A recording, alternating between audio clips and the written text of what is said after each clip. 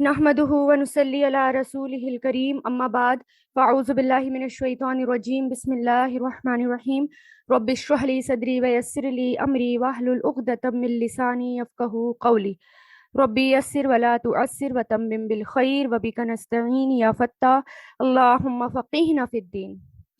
عقبہ بن عامر رضی اللہ تعالیٰ عنہ سے روایت ہے کہ آپ صلی اللہ علیہ وسلم اس حال میں تشریف لائے کہ ہم صفہ میں تھے۔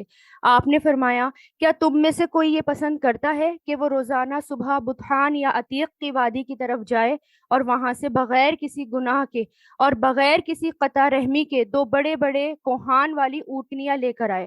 ہم نے عرض کیا کہ اے اللہ کے رسول، ہم سب اس بات کو پسند کرتے ہیں۔ تو آپ نے فرمایا، کیا تم میں سے کوئی صبح مسجد کی طرف نہیں جاتا کہ وہ اللہ کی کتاب کی 2 آیات خود سیکھے یا ان کی قرأت کرے؟ یہ اس لیے کہ 2 اونٹنیوں سے بہتر ہے اور 3 سے بہتر ہے اور 4 سے بہتر ہے۔ تو اس طرح ان آیات کی تعداد اونٹنیوں کی تعداد سے بہتر ہے۔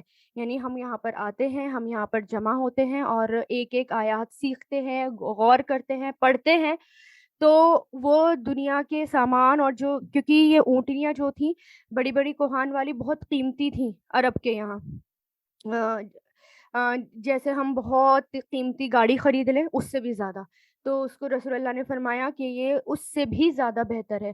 تو ہمارا ایمان یہ ہے کہ جب ہم قرآن کی مجلس سے اٹھتے ہیں تو بہت سی دولت سمیٹ کر یہاں سے واپس جاتے ہیں۔ تو اللہ تعالیٰ ہمیں نہیں پتا، ہم کاؤنٹ نہیں کر سکتے، ہم اندازہ نہیں لگا سکتے کہ ایک ایک آیات کا یا ایک ایک آیت کا کتنا ہم اجر لے کر اور کتنا ثواب لے کر ہم یہاں سے جاتے ہیں۔ شروع کرتے ہیں تیسرا پارہ۔ تلک الرسل فضلنا بعضهم علی بعض، یہ پیغمبر جو ہم نے مخلوق کی اصلاح کے لیے بھیجے ہیں ان کو ہم نے ایک دوسرے پر فضیلت کی ہے، فضیلت عطا کی ہے۔ یعنی اللہ تعالیٰ نے بندوں کی ہدایت کے لیے انبیاء اور رسول بھیجے تھے۔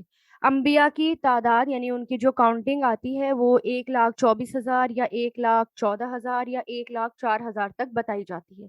بہرحال 1 لاکھ سے زیادہ انبیاء کرام یا رسول آئے، اور ان میں سے 314 رسول تھے، اور ان رسولوں میں 5 اولو العزم رسول تھے جن کو اللہ تعالیٰ نے باقی تمام رسولوں پر فضیلت بخشی تھی۔ فضیلت جو ہے وہ اللہ تعالیٰ کی طرف سے ہے، اس کے پیچھے اللہ تعالیٰ کی حکمت ہے، رحمت ہے۔ ہم جو ہیں ان میں سے کسی کے درمیان فرق نہیں کر سکتے، کیونکہ یہ ہمارا ایمان ہے۔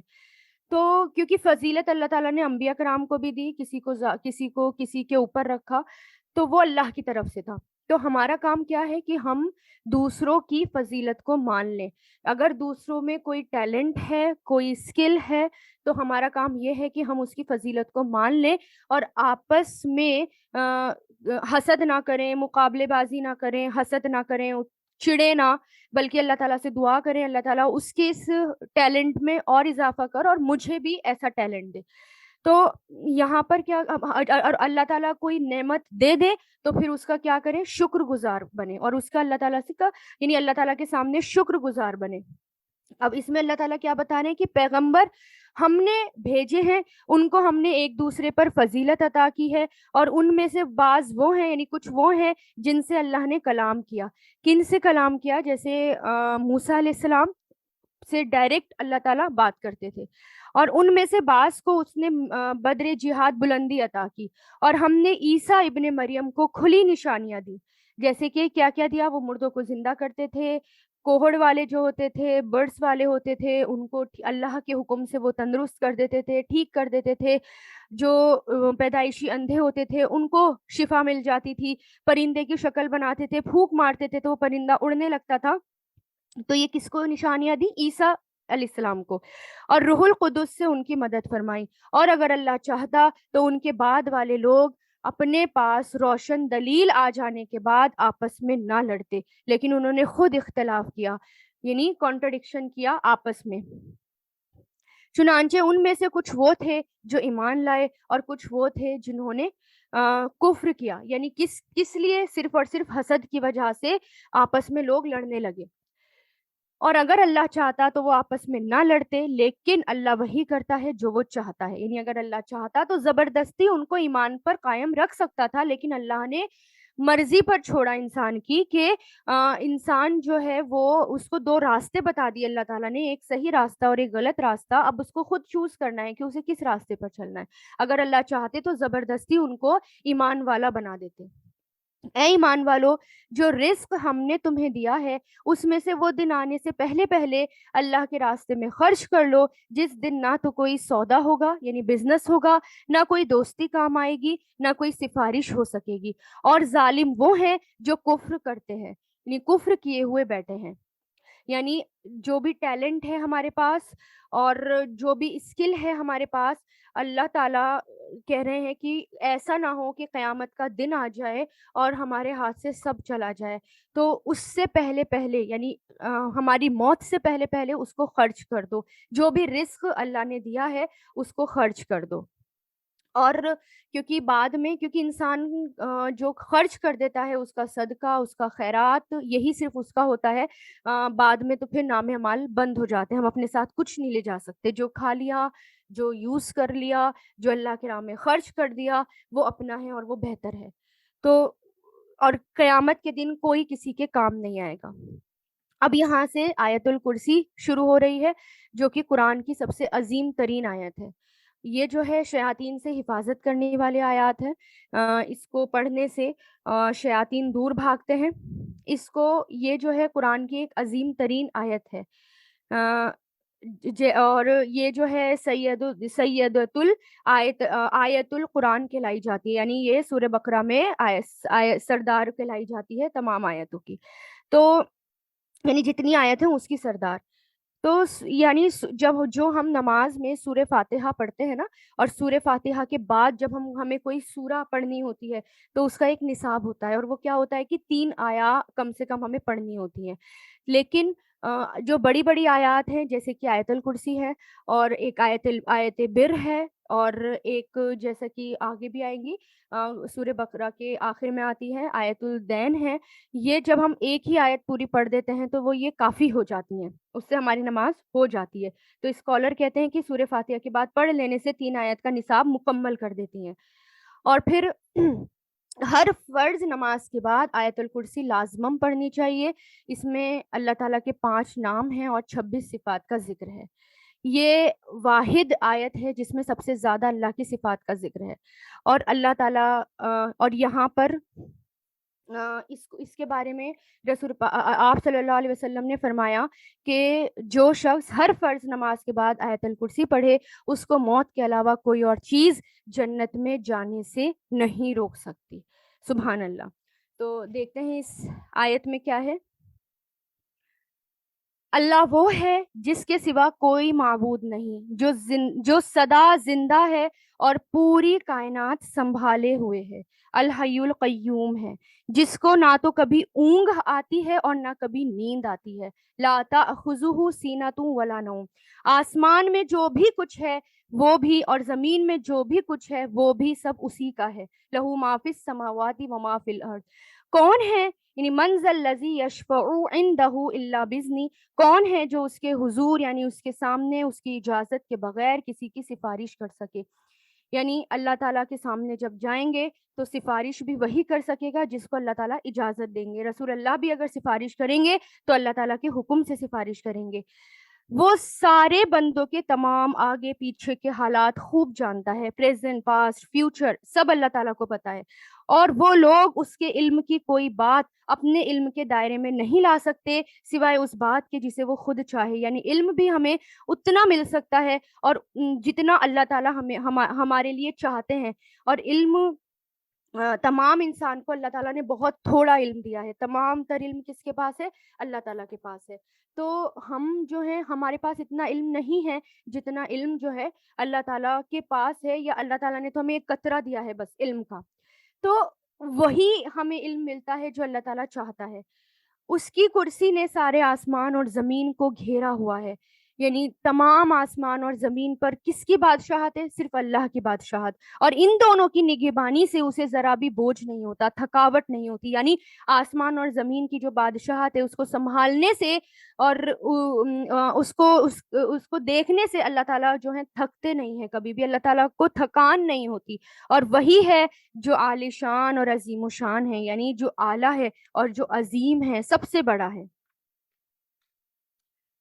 دین کے معاملے میں کوئی زبردستی نہیں، لا اکراہ فی الدین، دین کے معاملے میں کوئی زبردستی نہیں. مطلب کیا؟ اس آیت کو کچھ لوگ غلط بھی لے لیتے ہیں. وہ کیسے؟ اب یہ آیا جو ہے اس میں تفسیر کے کانٹیکس میں یہ لی جائے گی، جو کہ مفسرین بتاتے ہیں کہ مسلمان غیر مسلم کو زبردستی مسلمان نہیں بنایا جا سکتا. یہ اس معاملے میں ایسا نہیں کہ میں جو ہے مسلمانوں کے بارے میں نہیں ہے یہ کہ کوئی مسلمان ہے اور میں اس کو، یعنی میں یا میرا بچہ ہے، میری اولاد ہے، میں اس کو کہہ رہی ہوں نہیں تمہیں نماز پڑھنی ہے، نماز پڑھنی ہے، اور میں اس پہ فورس ڈال رہی ہوں. یا تمہیں حجاب کرنا ہے، میں اس پہ فورس ڈال رہی ہوں، اور وہ کہے کہ نہیں اماں دین کے معاملے میں زبردستی نہیں ہے، میں نے یہ سنا تھا. تو یہ آیات اس میں اس کانٹیکس میں نہیں ہے، بلکہ کیا ہے کہ زبردستی مسلمان نہیں بنایا جائے گا. ہدایت کا راستہ گمراہی سے الگ ہو کر واضح ہو گیا، کلیئر ہو گیا. یعنی قرآن آنے کے بعد صحیح راستہ کلیئر ہو گیا. اس کے بعد جو شخص طاغوت کا انکار کرے، یعنی شیطان کا انکار کرے. طاغوت کس کو کہتے ہیں؟ ہر وہ چیز جو اللہ کی حد کو توڑ کر، یعنی جو اللہ تعالیٰ نے ایک باؤنڈری رکھی ہے ہمارے لیے، اس کو توڑ کر آگے نکل جاتے ہیں، وہ طاغوت ہوتے ہیں. تو جو بھی، یعنی جو شخص طاغوت کا انکار کرے، اللہ پر ایمان لے آئے گا، تو اس نے ایک مضبوط کڑھا تھام لیا جس کے ٹوٹنے کا کوئی امکان نہیں، اور یعنی جو ٹوٹنے والا نہیں. اور اللہ خوب سننے والا اور سب کچھ جاننے والا ہے. اللہ ایمان والوں کا ولی ہے، رکھوالا ہے. اللہ ولی الذین، ولی ورڈ یہاں پر آیا ہے. ولی ایسا دوست ہوتا ہے جو ہر حال میں ساتھ دے، یعنی مشکل حالات میں بھی اور اچھے حالات میں بھی. یعنی مشکل حالات میں بھی وہ دوست ہمارا ساتھ نہ چھوڑے، ایسے دوست کو ولی کہا جاتا ہے. اور ایک دشمن کے لیے ایک اور ورڈ ہوتا ہے خذول، جو مشکل وقت میں ساتھ چھوڑ جائے. تو شیطان کیا ہوتا ہے؟ خذول بنتا ہے، یعنی مشکل وقت میں ساتھ چھوڑ جاتا ہے. لیکن اللہ تعالیٰ کون ہے؟ ولی. تو اللہ تعالیٰ کیا کہہ رہے؟ اللہ ایمان والوں کا دوست ہے، ولی ہے، رکھوالا ہے. وہ انہیں اندھیروں سے نکال کر روشنی میں لاتا ہے. اور جن لوگوں نے کفر اپنا لیا ان کے رکھوالے تو وہ شیطان ہے، جو انہیں روشنی سے نکال کر اندھیروں میں رہ جاتے ہیں. وہ سب آگ کے باسی ہیں اور وہ اس میں ہمیشہ ہمیشہ رہیں گے. کیا تم نے اس شخص کے حال پر غور کیا جس کو اللہ نے سلطنت دی تھی کہ وہ اپنے پروردگار کے وجود کے بارے میں ابراہیم علیہ السلام سے بحث کرنے لگا، آرگیومنٹ کرنے لگا؟ یہ بابل یعنی بیبیلون کا بادشاہ نمرود تھا. جیسے کہ مصر کا بادشاہ فرعون کہلاتا ہے نا، ڈیزگنیشن ہوتا ہے، اسی طرح بیبیلون یعنی بابل کا جو لقب ہوتا ہے بادشاہوں کا، وہ نمرود ہے. تو یہ اس کی بات ہے، وہاں کا ایک بادشاہ نمرود تھا. تو وہ ابراہیم علیہ السلام سے بحث کر رہا تھا، اللہ تعالیٰ کے بارے میں بحث کر رہا تھا، زندگی اور موت کے بارے میں بحث کر رہا تھا. تو دیکھیں کیا بحث کر رہا تھا. ابراہیم علیہ السلام نے جب اس سے کہا کہ میرا پروردگار وہ ہے جو زندگی بھی دیتا ہے اور موت بھی دیتا ہے، تو وہ کہنے لگا میں بھی زندگی دیتا ہوں اور موت بھی دیتا ہوں. تو اس پر اس نے کیا کرا؟ جیل سے 2 آدمی بلوا لیے اور ایک کو پھانسی پر چڑھا دیا، سزائے موت دے دی، اور ایک کو جو ہے زندہ چھوڑ دیا. اور ابراہیم علیہ السلام سے کیا کہا کہ دیکھو میں جس کو چاہے موت دے دوں، جس کو چاہے زندہ چھوڑ دوں. اس پر ابراہیم علیہ السلام نے کہا اچھا اللہ تو سورج کو مشرق سے نکالتا ہے، تم ذرا اسے مغرب سے نکال کر لاؤ. اس پر وہ حیران ہو گیا، مبہوت ہو کر رہ گیا، یعنی حیران ہو گیا. اور اللہ ایسے ظالموں کو ہدایت نہیں دیتا، کیونکہ اب اس کے پاس کوئی اس کا جواب نہیں تھا نا، سورج کو تو وہ نہیں لا سکتا کہیں اور سے نکال کر. یا تم نے اس جیسے شخص کے واقعے پر غور کیا جس کا ایک بستی پر ایک ایسے وقت پر گزر ہوا جب چھتوں کے بل وہ گری پڑی تھی. یہاں ذکر ہے عزیر علیہ السلام کا. اب یہاں پر یعنی عزیر علیہ السلام وہ نبی ہیں جس میں ایک وقت ایسا آیا تھا نا، نبوکت نظر نے ایک وقت ایسا آیا تھا کہ بنی اسرائیلیوں کو تباہ کر دیا تھا اور ان کو جو ہے کولیپس کر دیا، ساری ان کی مسجدیں اور ان کا سب کچھ جو ہے وہ اجاڑ دیا تھا. تو عزیر علیہ السلام کے ذریعے ہی ان کا رینیسانس ہوا تھا، اور ان کو عزیر علیہ السلام کو ہی اللہ تعالیٰ نے یہ مشاہدہ کرایا تھا۔ اور وہ کیا تھا؟ عزیر علیہ السلام وہی نبی ہیں جن کو یہودی کہتے ہیں کہ وہ اللہ تعالیٰ کے بیٹے ہیں۔ اب وہ جو ہیں ایک بستی کے پاس سے گزرے، اور وہ بستی اپنی بہت بری حالت میں پڑی ہوئی تھی، اجڑی ہوئی تھی، اس کی چھتیں گری پڑی تھی، مٹی میں مل گئی تھی، اور پھر وہ وہاں سے گزرے تو انہوں نے کہا، یعنی ان کے منہ سے نکلا، اللہ اس بستی کو اس کے مرنے کے بعد کیسے زندہ کرے گا؟ پھر اللہ نے اس شخص کو 100 سال تک کے لیے موت دے دی اور اس کے بعد زندہ کر دیا۔ پھر پوچھا کہ تم کتنا عرصے اس حالت میں رہے ہوں گے؟ یعنی عزیر علیہ السلام سے اللہ تعالیٰ نے پوچھا، وہ نبی تھے، انبیاء کرام تھے، ان سے پوچھا کہ تم کتنے عرصے اس سال ایسے رہے؟ تو انہوں نے کہا 1 دن یا 1 دن کا کچھ حصہ۔ تو اللہ نے کہا نہیں، بلکہ تم 100 سال اسی طرح رہے ہو۔ اب اپنے کھانے پینے کی چیزوں کو دیکھو، وہ ذرا بھی نہیں سڑی۔ ان کے ساتھ کھانا پینا تھا، اور جیسا تھا گرم، بالکل فریش، وہ 100 سال تک ویسا ہی تھا کھانا۔ اور دوسری طرف اپنے گدھے کو دیکھو، یعنی ان کے پاس ایک گدھا بھی تھا، کہ وہ گل سڑ کر اس کا حال کیا ہو گیا ہے، اور یہ ہم نے اس لیے کیا تاکہ ہم تمہیں لوگوں کے لیے اپنی قدرت کا ایک نشان بنا دے۔ اور اب اپنے گدھے کی ہڈیوں کو دیکھو، ہم کس طرح انہیں اٹھاتے ہیں، پھر ان کو گوشت کا لباس پہناتے ہیں، یعنی گوشت ان میں کیسے چڑھاتے ہیں۔ چنانچہ یعنی جب حقیقت کھل کر سامنے آ گئی تو وہ بول اٹھے، مجھے یقین ہے کہ اللہ ہر چیز پر قدرت رکھتا ہے۔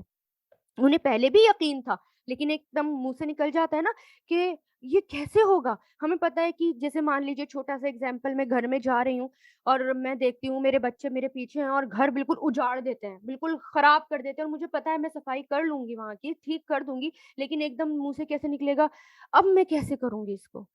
تو وہی تھا، حالانکہ یقین ان کے دل میں یقین تھا کہ اللہ تعالیٰ کریں گے، لیکن اللہ تعالیٰ انبیاء کرام کو مشاہدے کرواتا ہے، اللہ تعالیٰ انبیاء کرام کو دکھاتا ہے، تاکہ ایک دعوت میں بھی ایک نیا انداز پیدا ہو۔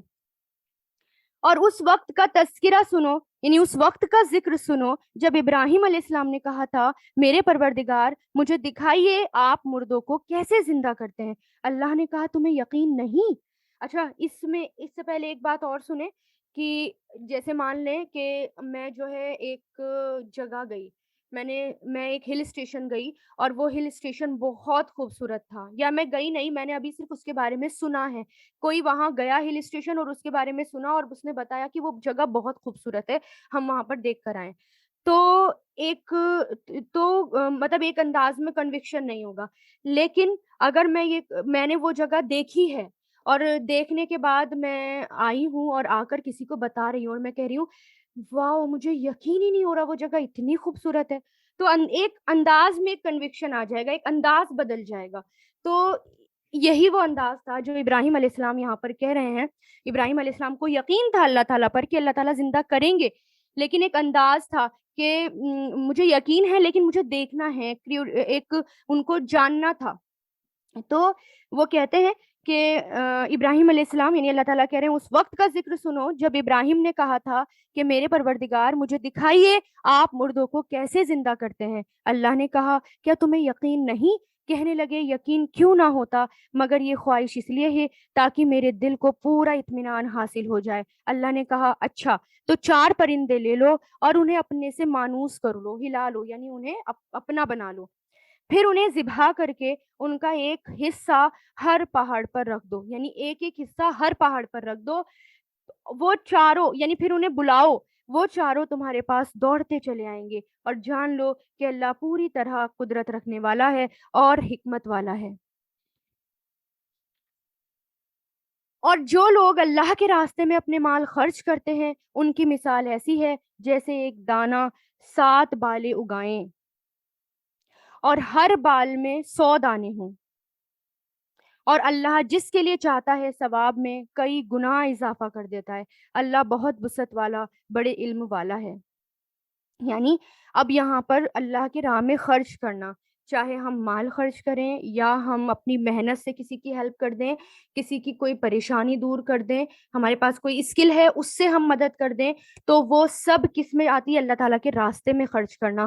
اور اس کا ثواب کتنا بتاتے ہیں اللہ تعالیٰ کہ جیسے کہ ایک دانہ جیسے کہ ایک دانہ 7 بالیں اگائیں اور ہر بال میں 100 دانے ہوں گے، یعنی 700 گنا نیکیاں اس کی بڑھ جاتی ہیں. یعنی صرف اللہ تعالیٰ یہ نہیں کہہ رہے صرف 700 گنا، بلکہ کئی زیادہ، کئی گنا اضافہ کر دیتا ہے. یعنی اللہ تعالیٰ جتنا چاہے بے حساب اس کا اجر اللہ تعالیٰ دیتے ہیں.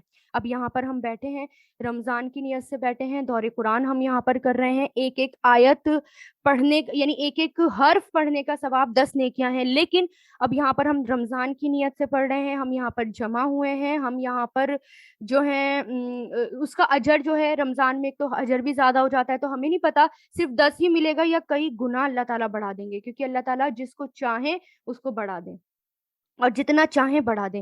اور جو لوگ اپنے مال اللہ کے راستے میں خرچ کرتے ہیں، پھر خرچ کرنے کے بعد نہ تو احسان جتلاتے ہیں، نہ کوئی تکلیف پہنچاتے ہیں، وہ اپنے پروردگار کے پاس اپنا ثواب پائیں گے، نہ ان کو کوئی خوف ہوگا، نہ وہ غمگین ہوں گے. یعنی اور یعنی یہ کہ خرچ کرنے کے بعد نہ تو احسان جتانا، نہ کسی کو تکلیف پہنچانا. مطلب کیا؟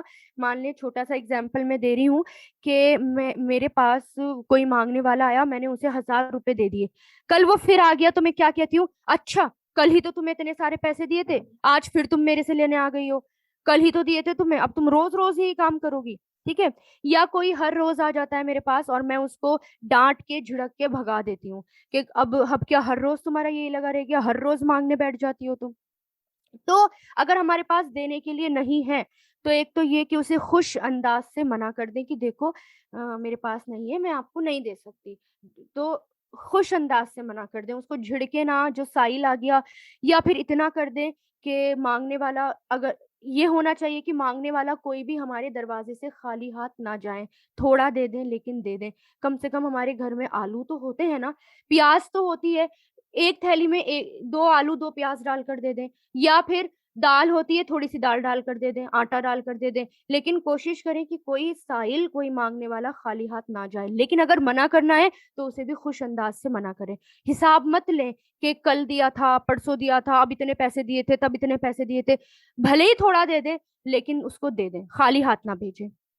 اور پھر احسان نہ جتلائیں اور اس کو اور کوئی تکلیف نہ پہنچائیں. تو ایسے لوگوں کے بارے میں کیا ہے کہ وہ اپنے پروردگار کے پاس اپنا ثواب پائیں گے، نہ تو ان کو کوئی خوف ہوگا، نہ وہ غم میں پڑیں گے. بھلی بات کہہ دینا اور درگزر کرنا، اگنور کرنا، اس صدقے سے بہتر ہے جس کے بعد تکلیف پہنچائی جائے. یعنی اگر ہمارے پاس صدقہ، اگر ہم نے کسی کو صدقہ کر دیا، ہم نے بہت سارا مال صدقہ کر دیا لیکن اس کو تکلیف پہنچا دی، اس کو کچھ بول دیا، تو وہ کیا ہوگا؟ یعنی اس کا دل دکھا دیا، کوئی ایسی کڑوی بات کہہ دی تو کیا ہوگا؟ سب ویسٹ ہو گیا نا ہمارا صدقہ جو ہم نے. تو اللہ تعالیٰ کیا کہہ رہے ہیں؟ بھلی بات کہہ دینا، اگنور کر دینا، درگزر کر دینا اس صدقے سے بہتر ہے جس کے بعد کوئی تکلیف پہنچائی جائے. اور اللہ بڑا بے نیاز اور بہت بردبار ہے. یا ایھا الذین آمنو، اے لوگو جو ایمان لائے ہو، اپنے صدقات کو احسان جتا کر اور تکلیف پہنچا کر اس شخص کی طرح ویسٹ مت کرنا، ضائع مت کرنا جو اپنا مال لوگوں کو دکھانے کے لیے خرچ کرتا ہے اور اللہ اور آخرت پر ایمان نہیں رکھتا. کیونکہ چنانچہ اس کی مثال ایسی ہے جیسے ایک چکنی چٹان پر مٹی جمی ہوئی ہو، پھر اس پر زور کی بارش پڑے اور اس مٹی کو بہا کر چٹان کو دوبارہ چکنا بنا کر چھوڑ دے. ایسے لوگوں کی نے جو کمائی کی ہوتی ہے وہ ذرا بھی ان کے ہاتھ نہیں لگتی، اور اللہ ایسے کافروں کو ہدایت تک نہیں پہنچاتا. مطلب اگر ہم احسان جتائیں گے، اگر ہم دکھاوا کریں گے، دیکھو میں کتنا صدقہ کرتی ہوں، یا دیکھو میں تو اس کو اتنا دیتی ہوں اتنا دیتی ہوں، تو اس کی مثال کیسی ہے؟ ایک چکنی چٹان، اس پر مٹی ہے، کیا ہوا؟ بارش ہوئی اور اس پہ بلکہ وہ بارش اس چٹان پر ایبزارب نہیں ہوئی، اس میں سے کچھ نکل کر نہیں آیا، بلکہ اس نے اس چٹان کو صاف کر دیا، چکنا کر دیا.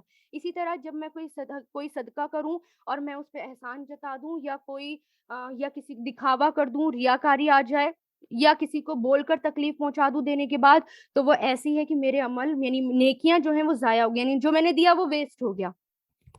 ایسے لوگوں نے جو کمائی کی ہوتی ہے وہ ذرا بھی ان کے ہاتھ نہیں لگتی، اور اللہ ایسے کافروں کو ہدایت تک نہیں پہنچاتا. اور جو لوگ اپنے مال اللہ کی خوشنودی یعنی اللہ کو خوش کرنے کے لیے اور اپنے آپ میں پختگی پیدا کرنے کے لیے خرچ کرتے ہیں، ان کی مثال ایسی ہے جیسے ایک باغ کسی ٹیلے پر واقع ہو اور اس پر زور کی بارش برسے تو وہ دگنا پھل لے آئے، اور اگر اس پر زور کی بارش بھی نہ برسے تو ہلکی پھلکی سی پھوار اس کے لیے کافی ہے، اور تم جو بھی عمل کرتے ہو اللہ اسے خوب دیکھ رہا ہے۔ یعنی جو لوگ خالص ہوتے ہیں، صرف اللہ کو خوش کرنے کے لیے، اللہ کو راضی کرنے کے لیے اللہ کے راہ میں خرچ کرتے ہیں، ان کی مثال اللہ تعالیٰ نے اونچی جگہوں سے دی ہے، اونچی اونچی جگہ۔ آپ نے دیکھا ہوگا نا، اونچی ہل اسٹیشن، پالوشن نہیں ہوتا وہاں پر، وہاں کی آب و ہوا میں کتنا فرق ہوتا ہے، اور کتنی صاف ستھری ہوتی ہے وہاں کی آب و ہوا، اور پھر وہاں پر اتنی گرینری ہوتی ہے کہ تھوڑی سی بھی اگر پھوار پڑتی ہے، تھوڑی سی بھی اگر بارش آتی ہے تو کیا ہوتا ہے کہ گرینری گرینری ہو جاتی ہے۔ ایسے ہی جو لوگ ایک ایسے صدقہ کرتے ہیں یا ایسے امداد کرتے ہیں کہ ایک ہاتھ سے خرچ کریں، دوسرے ہاتھ کو بھی نہ پتہ چلے، تو ان کی مثال ایسے ہی ہے۔ اس کو اللہ تعالیٰ نے اوپر، یعنی اچھی جگہوں سے تشبیہ دی ہے ان کو۔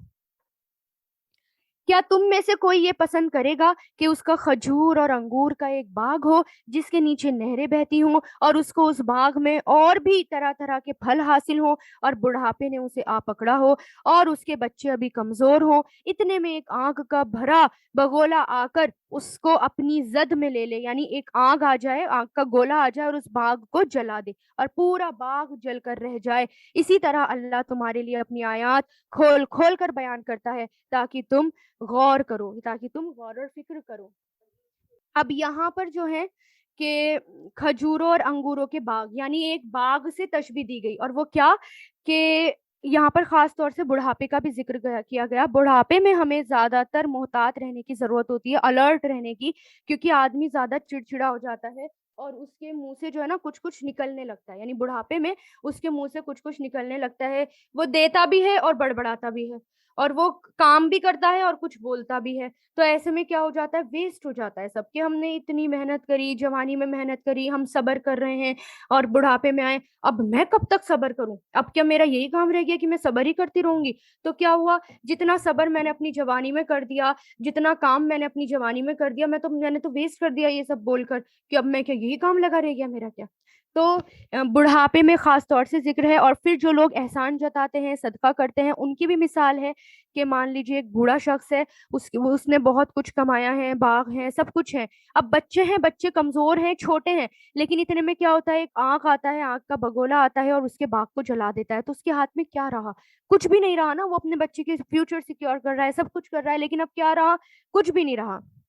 اسی طرح اللہ تمہارے لیے اپنی آیات کھول کھول کر بیان کرتا ہے تاکہ تم غور کرو۔ اے ایمان والو، جو کچھ تم نے کمایا ہو اور جو پیداوار ہم نے تمہارے لیے زمین سے نکالی ہو، اس کی اچھی چیزوں کا ایک حصہ اللہ کے راستے میں خرچ کیا کرو، اور یہ نیت نہ رکھو کہ بس ایسی خراب قسم کی چیزیں اللہ کے نام پر دیا کرو گے جو اگر کوئی دوسرا تمہیں دے دے تو نفرت کے مارے تم اسے آنکھ میچے بغیر نہ لے سکو گے۔ اور یاد رکھو، اللہ ایسا بے نیاز ہے کہ ہر قسم کی تعریف اسی کی طرف لوٹتی ہیں۔ یعنی ہم اگر خرچ کر رہے ہیں، مان لیجیے 3 پیس سوٹ میں نے نکالا دینے کے لیے، اور میں اس کا دوپٹہ رکھ لیتی ہوں اور کہتی ہوں دوپٹہ تو بڑا اچھا ہے، چلو میں سوٹ دے دیتی ہوں، دوپٹہ تو کسی اور کے کام کسی اور سوٹ پر کام آئے گا، تو یعنی خرچ بھی کر رہی ہوں اللہ کے راہ میں اور اس میں سے کون سا نکال رہی ہوں جو بیکار ہے۔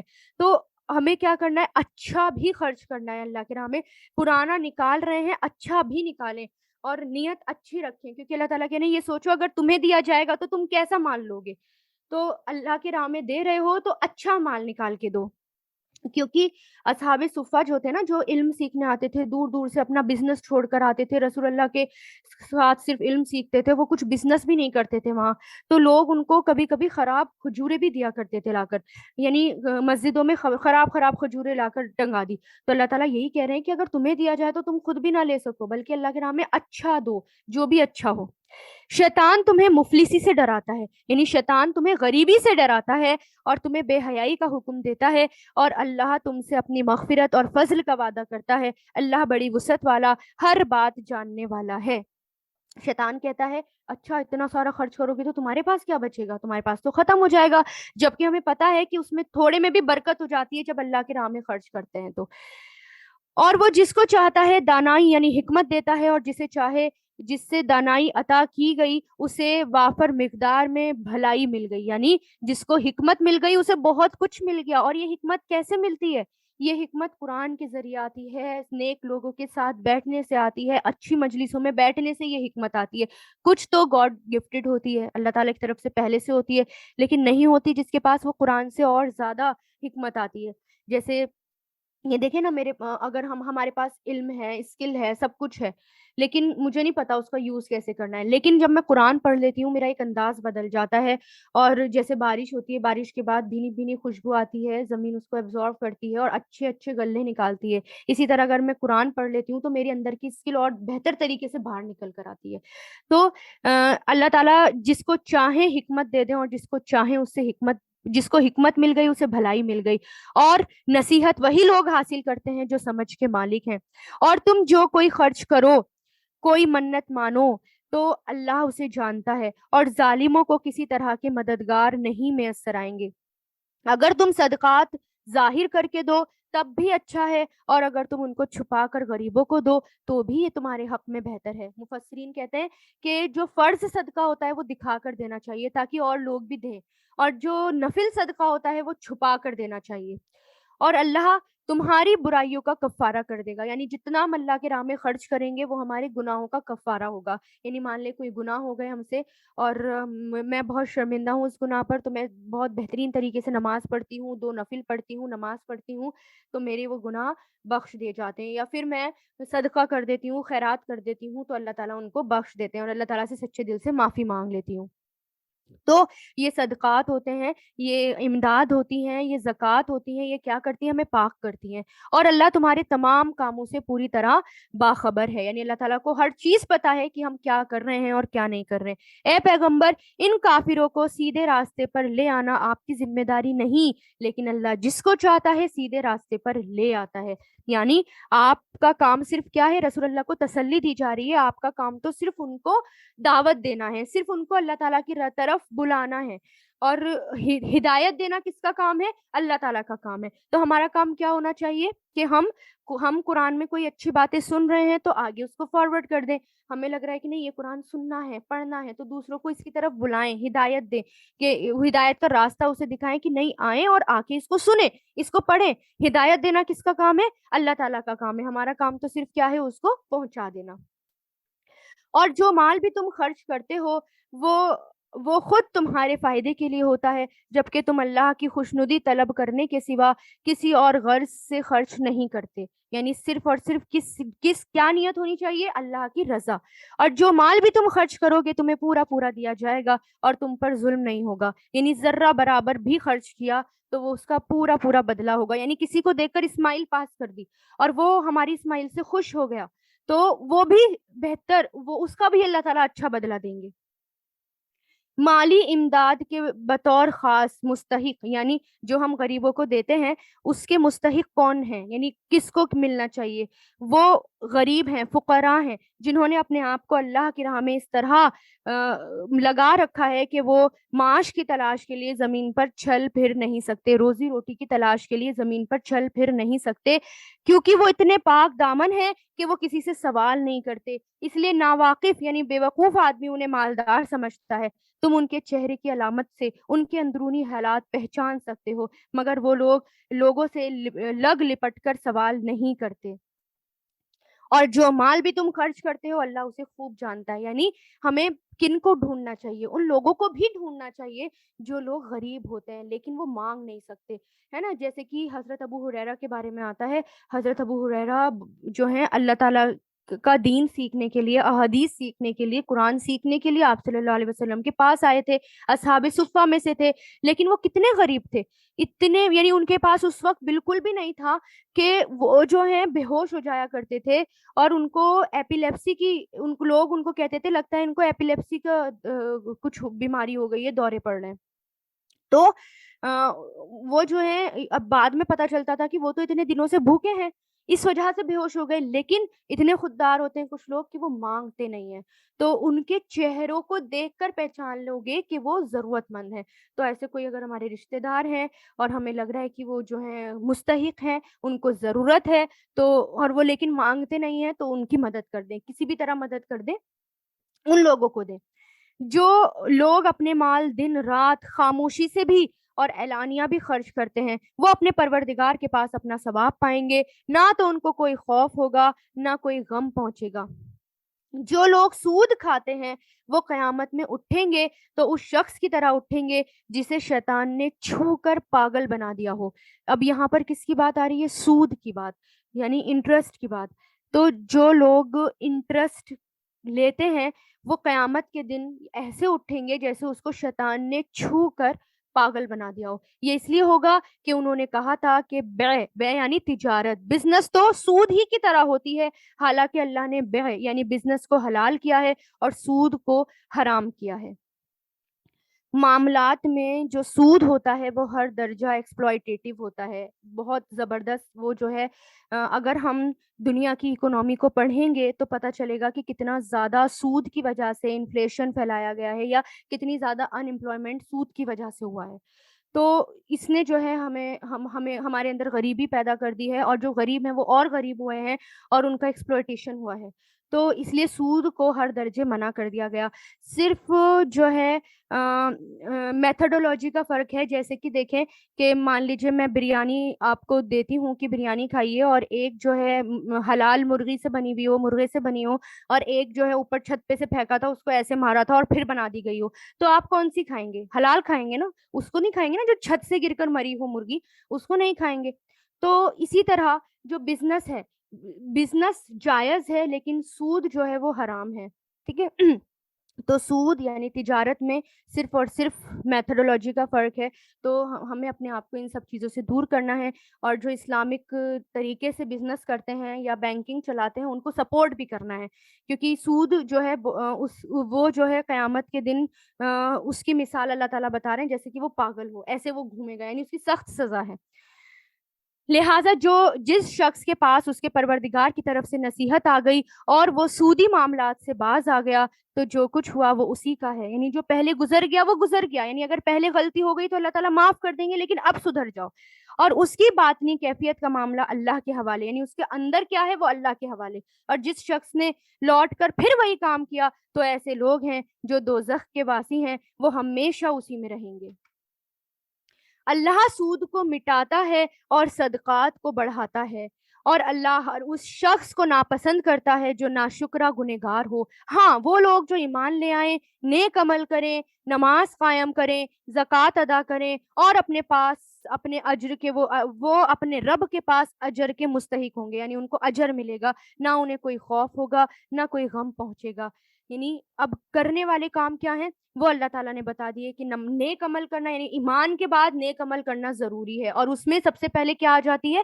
اس میں سب سے پہلے نماز، پھر زکوٰۃ، پھر اے ایمان والو اللہ سے ڈرو، اور اگر واقعی تم مومن ہو تو سود کا جو حصہ کسی کے ذمے باقی رہ گیا اسے چھوڑ دو۔ یعنی جب سود کی آیات نازل ہوئی تو پھر یہ کہا کہ جو بھی رہ گیا، کسی کو لینا تھا یا کسی کو دینا تھا، جو بھی رہ گیا اسے چھوڑ دو، ایز اٹ از روک دو ہاتھ اپنے۔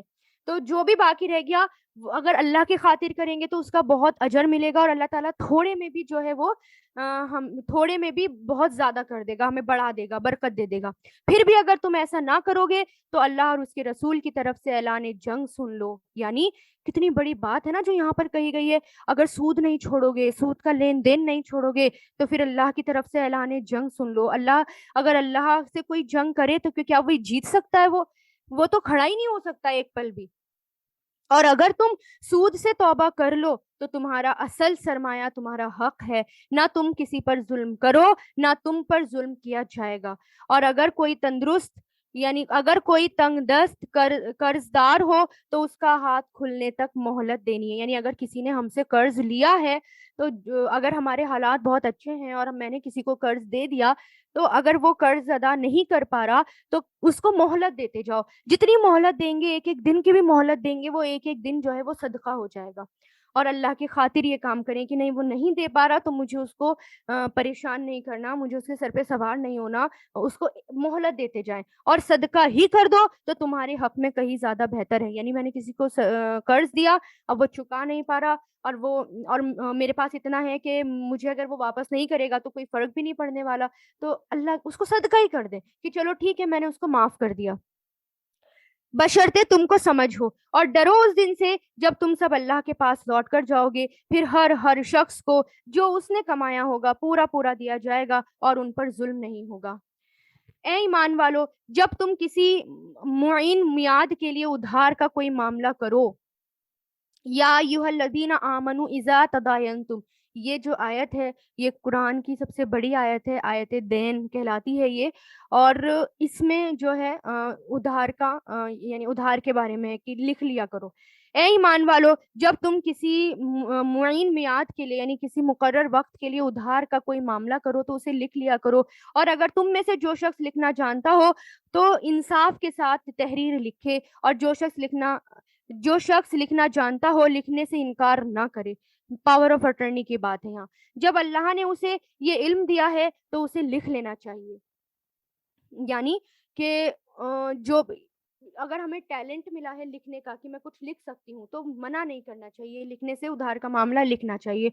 और तहरीर वो शख्स लिखवाए जिसके जिम्मे हक वाजिब है, और उसे चाहिए कि वो अल्लाह से डरे और उस हक में कोई कमी ना करे। हाँ, अगर वो शख्स जिसके जिम्मे हक वाजिब हो रहा है नासमझ या कमजोर है, तहरीर नहीं लिखवा सकता है, तो उसका सरपरस्त इंसाफ के साथ लिखवाए, उसका वली उस इंसाफ के साथ लिखवाए, और अपने में से 2 मर्दों को गवाह बना लो। हाँ, अगर 2 मर्द मौजूद ना हो तो 1 मर्द और 2 औरत उन गवाहों में से हो जाएं जिन्हें तुम पसंद करते हो, ताकि अगर उन औरतों में से एक भूल जाए तो दूसरी उसे याद दिलाए, और जब गवाहों को गवाही देने के लिए बुलाया जाए तो वो इनकार ना करे। और जो मामला अपनी मियाद से वाबस्ता हो, चाहिए कि वो छोटा हो या बड़ा, उसे लिखने से उकताओ नहीं।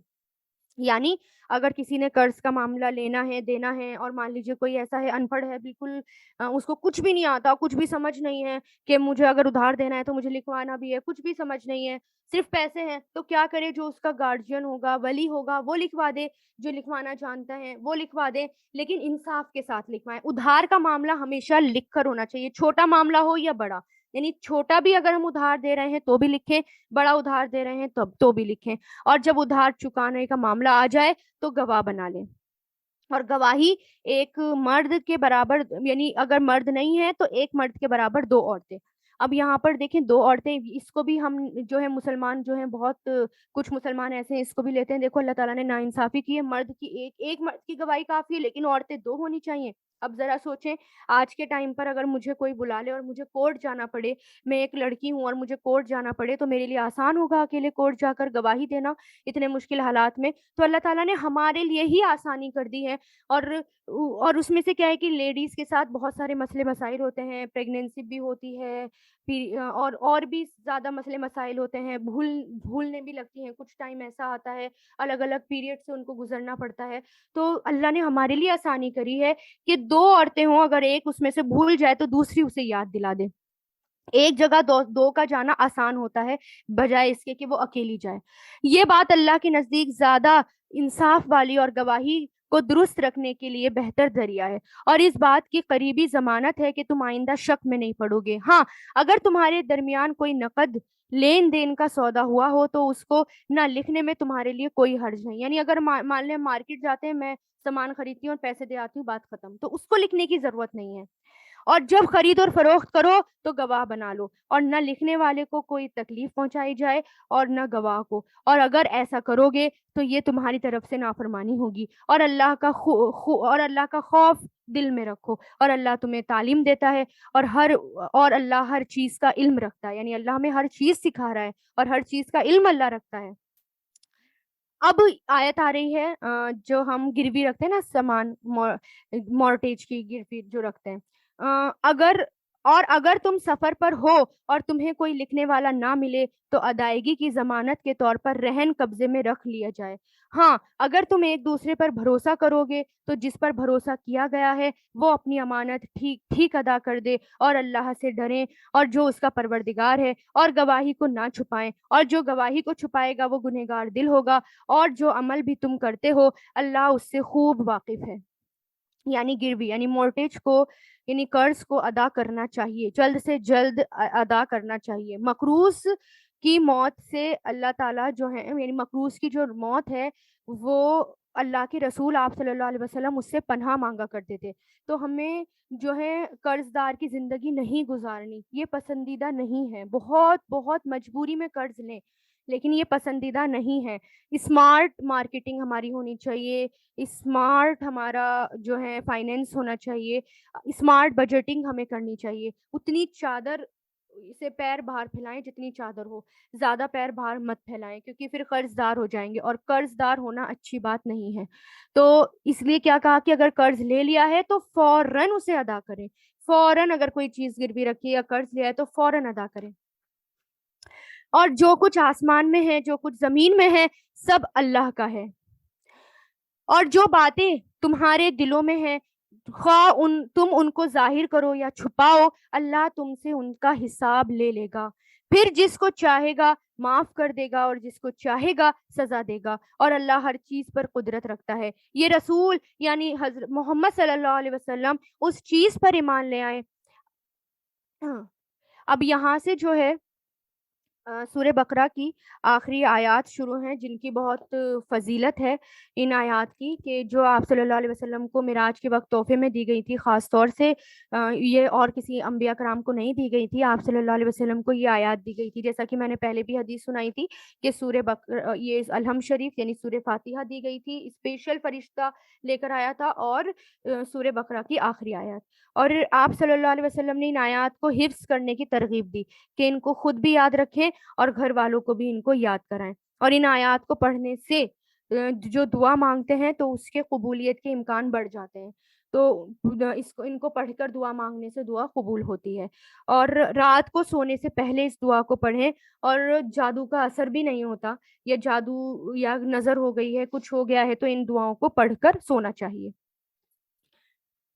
تو دیکھتے ہیں یہ رسول یعنی محمد صلی اللہ علیہ وسلم اس چیز پر ایمان لے آئے جو ان کی طرف سے، ان کے رب کی طرف سے نازل کی گئی، ان کی رب کی طرف سے نازل کی گئی ہے. اور ان کے ساتھ تمام مسلمان بھی یہ سب اللہ پر، اس کے فرشتوں پر، اس کی کتابوں پر، اس کے رسولوں پر ایمان لائے ہیں. وہ کہتے ہیں ہم اس کے رسولوں کے درمیان کوئی فرق نہیں کرتے کہ کسی پر ایمان لائیں اور کسی پر نہ لائیں. اور وہ یہ کہتے ہیں ہم نے اللہ اور اس کے رسول کے احکام کو توجہ سے سن لیا اور خوشی سے ان کی تعمیل کرتے ہیں. یعنی ایمان والے جو ہوتے ہیں سنتے ہیں اور سننے کے بعد مانتے بھی ہیں. یعنی وقالو سمینا و اطعنا، یعنی ہم نے سن لیا اور ہم اس کو مانیں گے بھی، ہم اس کو مانتے بھی ہیں. ایسے ہوتے ہیں مومن. اے ہمارے پروردگار، ہم آپ کی مغفرت کے طلبگار ہیں. یعنی اگر کوئی بھول ہو جاتی ہے تو اللہ تعالیٰ سے معافی مانگتے ہیں، بجائے اس کو ہم صفائیاں دیں، وہ اپنی غلطی مان لیتے ہیں اور اللہ تعالیٰ سے معافی مانگتے ہیں. اور آپ ہی کی طرف ہمیں لوٹ کر آنا ہے. اللہ کسی بھی شخص کو اس کی طاقت سے زیادہ ذمہ داری نہیں سونپتا. یہ بہت اس آیت کو یاد رکھا کریں. اگر میرے پاس کوئی پریشانی آ گئی ہے، کسی بھی طرح کی کوئی پرابلم میرے سر پر آ گئی ہے، تو یہ سوچے کہ میں اس پرابلم کو اٹھا سکتی ہوں، میں اس کو جھیل سکتی ہوں، کیونکہ اللہ تعالیٰ صرف اتنی ہی پرابلم ڈالتے ہیں، اتنی ہی آزمائش ڈالتے ہیں جتنی میں جھیل سکتی ہوں اس کو. اگر میں نہیں جھیل پاتی تو اللہ تعالیٰ اس کو نہیں ڈالتے. اللہ تعالیٰ ہمارے خالق ہیں، اللہ نے ہمیں بنایا ہے، اس لیے اللہ تعالیٰ کو پتا ہے کہ میں کیا کر سکتی ہوں، کیا نہیں کر سکتی، کتنا برداشت کر سکتی ہوں، کتنا برداشت نہیں کر سکتی. تو اللہ تعالیٰ اتنا ہی بوجھ ڈالتے ہیں جتنا ہم برداشت کر سکتے ہیں. اس لیے کبھی بھی کوئی تکلیف آئے، کوئی بھی پریشانی آئے، تو یہ یاد رکھیں کہ لا یکلف اللہ نفسا الا وسعها. اللہ اس طاقت سے زیادہ کوئی بوجھ نہیں ڈالتا. اس کو فائدہ بھی اسی کام سے ہوگا جو اپنے ارادے سے کرے، اور نقصان بھی اسی کام سے جو ہوگا جو اپنے ارادے سے کرے. مسلمانوں، اللہ سے یہ دعا کیا کرو، اے ہمارے پروردگار، اگر ہم سے کوئی بھول چوک ہو جائے تو ہماری گرفت مت کریے گا، یعنی ہمیں پکڑیے گا مت.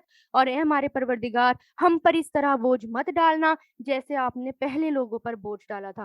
پہلے لوگوں کو بہت انہوں نے جو ہے اللہ تعالیٰ کے احکام میں یعنی اپنے آپ بدعتیں شروع کر دی تھیں، اپنے آپ حلال اور حرام کرنا شروع کر دیا تھا. تو اللہ تعالیٰ نے دھیرے دھیرے کر کے ان پر بہت بوجھ ڈالا، ان کے مشکل احکام تھے. تو کیا کہا گیا؟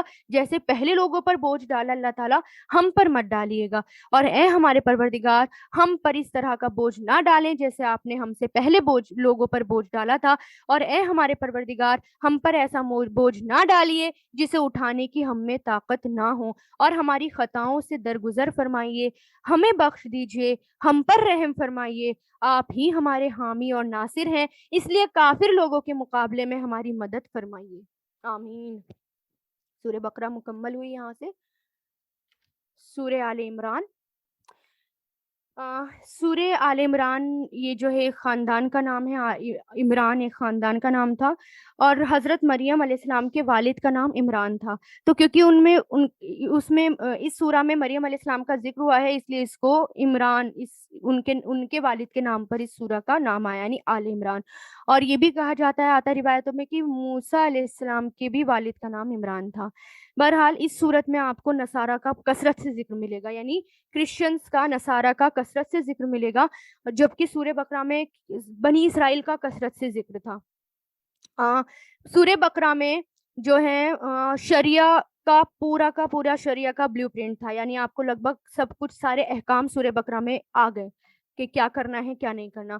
اس سورہ میں آپ کو کثرت سے دعائیں ملیں گی، یعنی کثرت سے دعائیں ملیں گی، اور اس کی شروعات کس سے ہوئی ہے؟ اللہ تعالیٰ کے نام کے ساتھ، اللہ تعالیٰ کے ایک ہونے کی گواہی کے ساتھ، کہ بسم اللہ الرحمن الرحیم، شروع اللہ کے نام سے جو سب پر مہربان بہت مہربان ہے، الف لام میم، اللہ وہ ہے جس کے سوا کوئی معبود نہیں، لا الہ الا اللہ، جو زندہ ہے، جو پوری کائنات سنبھالے ہوئے ہے، اس نے تم پر بھی وہ کتاب نازل کی ہے جو حق پر مشتمل ہے، جو اپنے سے پہلی کتابوں کی تصدیق کرتی ہے، اور اسی نے تورات اور انجیل نازل کی، یعنی قرآن جو ہے، کیونکہ یہودی اور عیسائی اور مشرکین مکہ آپ صلی اللہ علیہ وسلم کو نہیں مانتے تھے، اور یہودی اور عیسائی صرف اس وجہ سے نہیں مانتے تھے کہ ان کے اندر صرف ایک ضد تھی کہ آپ صلی اللہ علیہ وسلم بنی اسماعیل میں کیوں آئے ہیں، آپ صلی اللہ علیہ وسلم بنی اسرائیل میں کیوں نہیں آئے، صرف ایک ضد کی وجہ سے انہوں نے نہیں مانا رسول اللہ کو، اور جو قرآن آیا اس کو بھی ریجیکٹ کر دیا کہ یہ جو ہے اللہ کی کتاب نہیں ہے۔ تو اللہ تعالیٰ کیا کہہ رہے ہیں کہ یہ قرآن جو ہے اس پر ایمان لاؤ، یہ قرآن اللہ کی طرف سے نازل کیا گیا ہے، آپ صلی اللہ علیہ وسلم پہ نازل کیا گیا ہے، اور یہ قرآن جو تمہاری کتابیں ہیں، تورات اور انجیل جو پہلے کی کتابیں اللہ تعالیٰ کی طرف سے جو آئی ہیں، اس کی بھی تصدیق کرتا ہے، یعنی اس کو سچ بتاتا ہے، یہ قرآن ان کتابوں کو ریجیکٹ نہیں کرتا۔ اور جو اس سے پہلے لوگوں کے لیے مجسم ہدایت بن کر آئی تھی، اور اس نے حق اور باطل کو پرکھنے کا معیار نازل کیا، یعنی جب ہم قرآن پڑھ لیتے ہیں تو قرآن کیا ہے، اللہ تعالیٰ کی کتاب کیا ہے، یعنی قرآن کریم کا ایک نام فرقان ہے، فرقان مطلب سچ اور جھوٹ میں فرق کرنے والی۔ تو قرآن جب ہم پڑھ لیتے ہیں، سمجھ لیتے ہیں، سن لیتے ہیں، تو کیا ہوتا ہے، سچ اور جھوٹ میں فرق پتہ چل جاتا ہے۔ اور جو اس سے پہلے بے شک جن لوگوں نے اللہ کی آیتوں کا انکار کیا ہے اس کے لیے سخت عذاب ہے، اور اللہ زبردست اقتدار کا بھی مالک ہے اور برائی کا بدلہ دینے والا ہے۔ یقین رکھو اللہ سے کوئی چیز چھپ نہیں سکتی، نہ زمین میں اور نہ آسمان میں۔ وہی ہے جو ماؤں کے پیٹ میں جس طرح چاہتا ہے تمہاری صورتیں بناتا ہے، یعنی اللہ تعالیٰ ہی نے ہی ہماری صورتیں بنائی ہیں، ہمارا قد کیسا ہونا چاہیے، چھوٹا ہونا چاہیے، بڑا ہونا چاہیے، یا میں کہتی ہوں نا میری آنکھ کیسی بنا دی اللہ تعالیٰ، مجھے جو ہے چھوٹا بنا دیا، مجھے اتنا لمبا بنا دیا، مجھے کیسا بنا دیا، میری ناک اتنی موٹی، مجھے کالا، یعنی میرے سیدھے بال تو میرے گھنگرالے بال، تو جس کو اللہ تعالیٰ نے تو اب ہمیں اپنے آپ میں کمیاں نہیں نکالنی چاہیے۔ دیکھو گھنگرالے بال مل گئے، دیکھو کیسے بال مل گئے، میری آنکھ دیکھو کتنی چھوٹی ہو گئی۔ لڑکیوں میں آج کل یہ بہت آ رہا ہے کہ اپنے آپ کو جو ہے کرٹیسائز کرتی ہیں کہ شیشے کے سامنے کھڑے ہو کر اب میں اس میں خوبصورت نہیں لگ رہی، اب میں جو ہے مجھے سیدھے بال چاہیے، میرا رنگ گورا ہونا چاہیے، میں کالی کیوں ہوں۔ اور ہم اتنے فتنوں کے زمانے میں آج کل رہ رہے ہیں کہ ہم جو چاہتے ہیں وہ کر لیتے ہیں، تخلیق میں چینجز کر لیتے ہیں، اگر مجھے سیدھے بال چاہیے تو میں کر لیتی ہوں، مجھے جو ہے رنگ گورا کرنا ہے تو میں اتنی طرح طرح کی انجیکشنز آ گئے ہیں، اتنے طرح طرح کے میک اپ آ گئے ہیں، میں کر لیتی ہوں۔ تو اتنے فتنوں کے زمانے، تو اپنے آپ کو ہمیں یہ کرٹیسائز کرنا چھوڑنا ہوگا، کیونکہ اللہ تعالیٰ کیا کہہ رہے ہیں کہ اللہ تعالیٰ ہی ہماری صورتیں بناتے ہیں.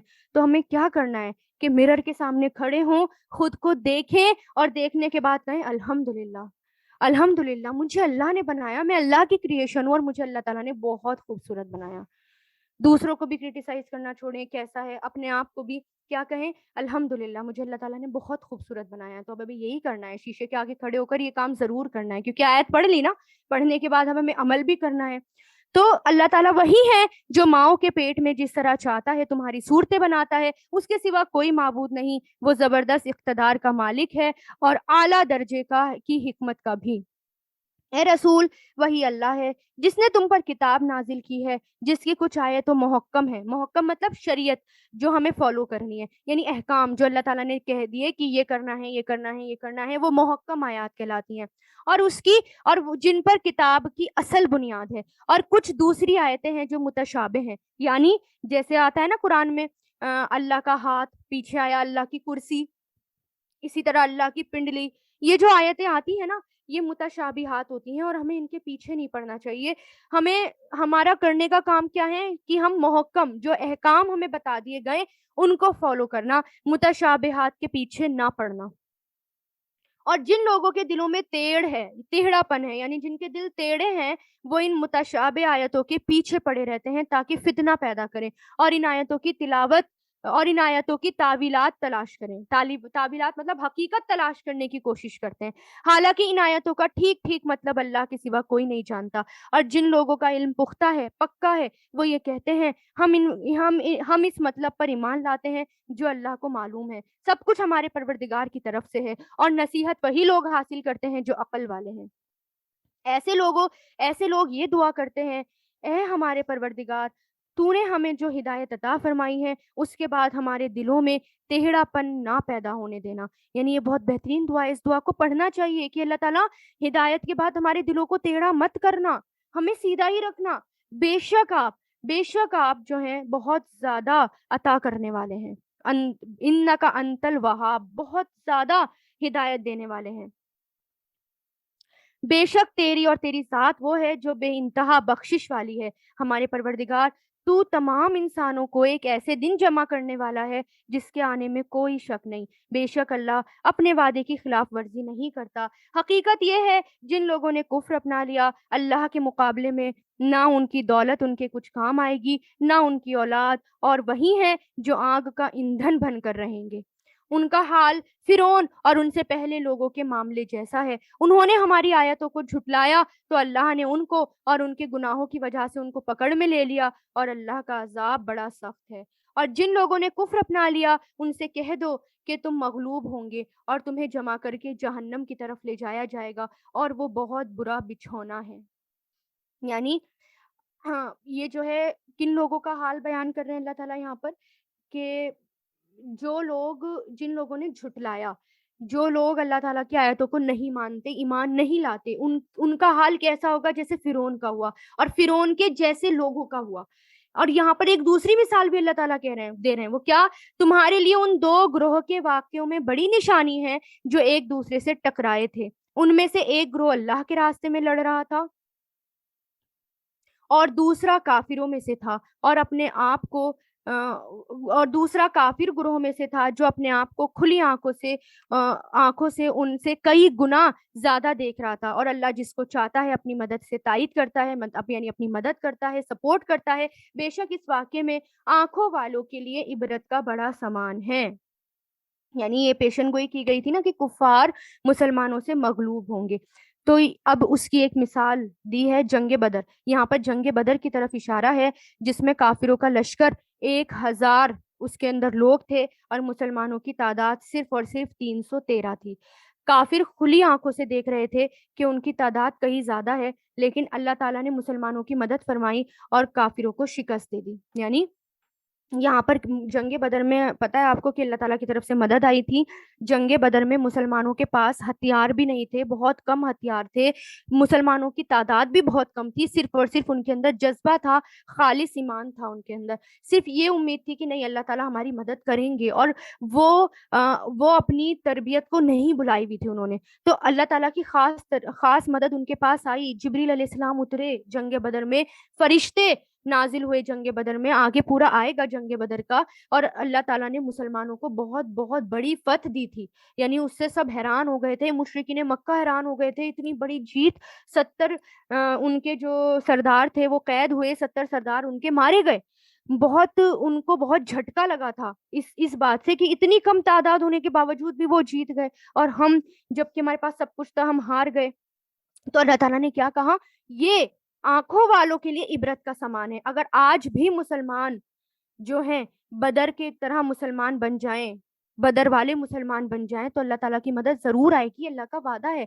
अगर हम देखें खलीफा राशिदीन के जमाने में, उनके टाइम पर देखें, हजरत अबू बकर का जमाना, हजरत उमर का जमाना, हजरत उस्मान का जमाना, हजरत अली का जमाना, तो उसमें उन्होंने ऐसे ऐसे जंग के लिए वो निकले, और उन्होंने जो है अल्लाह ताला के खातिर, सिर्फ उनके दिलों में खालिस ईमान था, उनके दिलों में सिर्फ खालिस ईमान था, तो उनकी अल्लाह ताला ने मदद फरमाई। वो अपनी तरबियत को नहीं उन्होंने भुलाया, यानी जंग बदर में भी उन्होंने नमाजों को नहीं छोड़ा। आपको बहुत, आप जरा हिस्ट्री की किताब पढ़ें और आपको पता चलेगा कि कैसे हजरत उस्मान गनी ने जो फौजें भेजी या हजरत उमर ने फौजें भेजी, जंग जब नमाज का टाइम हो जाता था तो वो बाकायदा वहां पर जंग के मैदान में भी सफ़े बिछती थी।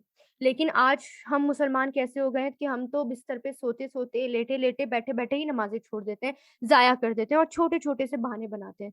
मतलब बहुत बहुत मामूली से बहाने हम बनाते हैं। अब मेरे कपड़े खराब हो गए, अब मैं नापाक हो गई, अब मेरे बच्चे छोटे हैं, अब मेरी नींद आ गई, आंख लग गई। बहरहाल ये तो सिर्फ छोटा सा एग्जाम्पल है सिर्फ नमाज का, लेकिन जंग के मैदान में भी वो लोग अपनी तरबियत को नहीं भूले थे। मक्का में मुसलमानों को जंग करने से रोका गया था। क्यों रोका गया था? क्योंकि उनके जज्बात उस वक्त भड़के हुए थे, गुस्सा उनके अंदर बहुत ज्यादा था, शदीद गुस्सा था उनके अंदर, जुल्म उन पर बहुत बड़ा हुआ था, उनकी अभी नई नई तरबियत हुई थी, चांसेस ये थे कि गुस्से में एक दूसरे पर भी तलवार चला सकते थे और चलाना शुरू कर देंगे। आज हम मुसलमानों का भी यही हाल है, लेकिन अल्लाह ताला ने जंग की इजाजत कब दी? जब वो मदीना पहुंच गए, उनकी तरबियत हो गई, वो अपनी तरबियत कहीं नहीं भूलते थे, खालिस मुसलमान थे, और बहुत आजमाइशों ने उनको पक्का बना दिया था, मजबूत बना दिया था। लेकिन आज हम क्या हैं, एक दूसरे, हम आज वही वाले मुसलमान हैं कि हम आज फिरकों में बटे हुए हैं, और हम जो हैं शॉर्ट टेम्पर्ड हैं, बहुत जल्दी जल्दी गुस्सा आता है, इल्म से बिल्कुल खाली हैं, हिकमत हमारे अंदर नहीं है, इस कुरान का इल्म भी हमें बिल्कुल भी नहीं है, पढ़ने की कोशिश नहीं करते, समझने की कोशिश नहीं करते, सुनाया जा रहा हो तो हमें नींद आती है, हमें जो है बोरियत होती है, अल्लाह ताला की किताब सुनने से बोरियत होती है, थोड़ा सा टाइम एक्स्ट्रा हो जाए तो हम भागने लगते हैं, है ना? जरा सा 1 मिनट भी जरा एक्स्ट्रा हो जाता है ना, आज भी छोटा सा एग्जांपल दूं, जरा देखें, अगर 1 मिनट भी एक्स्ट्रा अगर बैठना पड़े ना, तो एकदम काउंटिंग कम होनी शुरू हो जाती है। मतलब लोग लीव करना शुरू कर देते हैं, हमारे, हम इतने शॉर्ट टेम्पर्ड हैं कि हमें बिल्कुल भी सब्र नहीं होता। तो कैसे हमारी मदद आएगी अल्लाह ताला की तरफ से? कैसे मदद आएगी? कैसे हम बदर वाले मुसलमान बनेंगे? कैसे बनेंगे? हम तो कुरान बिल्कुल नहीं सुनना चाहते, 1 मिनट एक्स्ट्रा हो जाए तो बेचैनी शुरू हो जाती है, बस बंद कर दो भैया, बहुत हो गया। तो कैसे होगा ये? इल्म से खाली हैं हम, इसलिए हमारे अंदर हिकमत नहीं आ रही। कुरान कुरान जो है, हमें, हम पढ़ते नहीं है इसलिए नहीं हिकमत आ रही, और अपने अल्फाजों की तलवार चलाते हैं एक दूसरे के ऊपर। तो कि वो मुनाफिक का, उसको मुनाफिक का फतवा दे दिया, उसको काफिर का फतवा दे दिया, उसको मुशरिक का तकवा दे दिया, फतवा दे दिया। तो तरबियत की जरूरत है हमें, बेसिकली कुरान से वो तरबियत होगी। तो इसलिए इसको पढ़ें, समझें, जब सुनाया जा रहा हो तो इसे गौर से सुने, बोर ना हो, सोए ना, उकताए मत, ये सोचें ये अल्लाह की किताब है जो मुझे पढ़नी है, ये अल्लाह की किताब है, मुझे इसमें बोर नहीं होना, मुझे इसमें और इंटरेस्ट दिखाना है, बल्कि खुद भी सुनना है और दूसरों को भी मुझे इसको सुनाना है। तो ये है, अल्लाह ताला क्या कह रहे हैं कि ये बदर वाला जो एग्जाम्पल है ना, ये तुम्हारे लिए, यानी इस वाक्य में आंखों वालों के लिए इबरत का बड़ा समान है। लोगों के लिए उन 2 चीजों की मोहब्बत खुशनुमा बना दी गई जो उनकी नफसानी ख्वाहिशात के मुताबिक होती है, यानी औरतें, बच्चे, सोने चांदी में लगे हुए ढेर, निशान लगे हुए घोड़े, चौपाएं, खेतियां। یہ سب دنیاوی زندگی کا سامان ہے، لیکن ابدی انجام کا حسن تو صرف اللہ کے پاس ہے.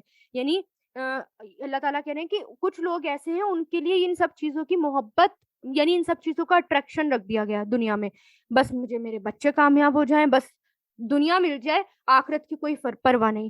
بس سونے چاندی کے ڈھیر مجھے مل جائے، نئی نئی گاڑیاں مجھے مل جائیں، نئے نئے فونز مجھے مل جائیں، بس مجھے اور کسی چیز کی ضرورت نہیں ہے. تو اللہ تعالیٰ کیا کہہ رہے ہیں، یہ تو دنیا کی چیزیں ہیں، اللہ تعالیٰ کے پاس تو بہت اچھا انجام ہے، اچھا انجام ہے. تو اللہ تعالیٰ رسول اللہ سے کہہ رہے ہیں کہ کہہ دو، کیا میں تمہیں وہ چیزیں بتاؤں جو ان سب سے کہیں زیادہ بہتر ہے، جو لوگ تقویٰ کرتے ہیں اور ان کے لیے ان کے رب کے پاس وہ باغات ہیں جن کے نیچے نہریں بہتی ہیں، جن میں وہ ہمیشہ ہمیشہ رہیں گے، اور پاکیزہ بیویاں ہیں، اور اللہ کی طرف سے خوشنودی ہے، اور تمام بندوں کو اللہ اچھی طرح دیکھ رہا ہے. یہ وہ لوگ ہیں جو کہتے ہیں اے ہمارے پروردگار، ہم آپ پر ایمان لے آئے، اب ہماری گناہوں کو بخش دیجئے، ہمیں دوزخ کے عذاب سے بچا لیجئے. آمین. یہ لوگ بڑے صبر والے ہیں، سچے ہیں، عبادت گزار ہیں، اللہ کی خوشنودی کے لیے خرچ کرنے والے ہیں، سحری کے وقت میں استغفار کرتے ہیں. خاص کوالٹی کیا ہے؟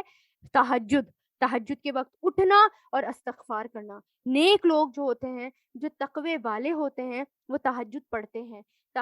ہماری تو فجر کی نمازیں بھی قضا ہو جاتی ہیں، تہجد تو بہت دور کی بات ہے. اب رمضان ہے، رمضان میں ہمیں کیا کرنا ہے؟ اپنے آپ کو تہجد کا پابند بنانا ہے، اور اللہ تعالیٰ سے یہ دعا کرنی ہے، اللہ تعالیٰ صرف رمضان تک نہیں، مجھے رمضان کے بعد بھی تہجد کا پابند بنائیے گا.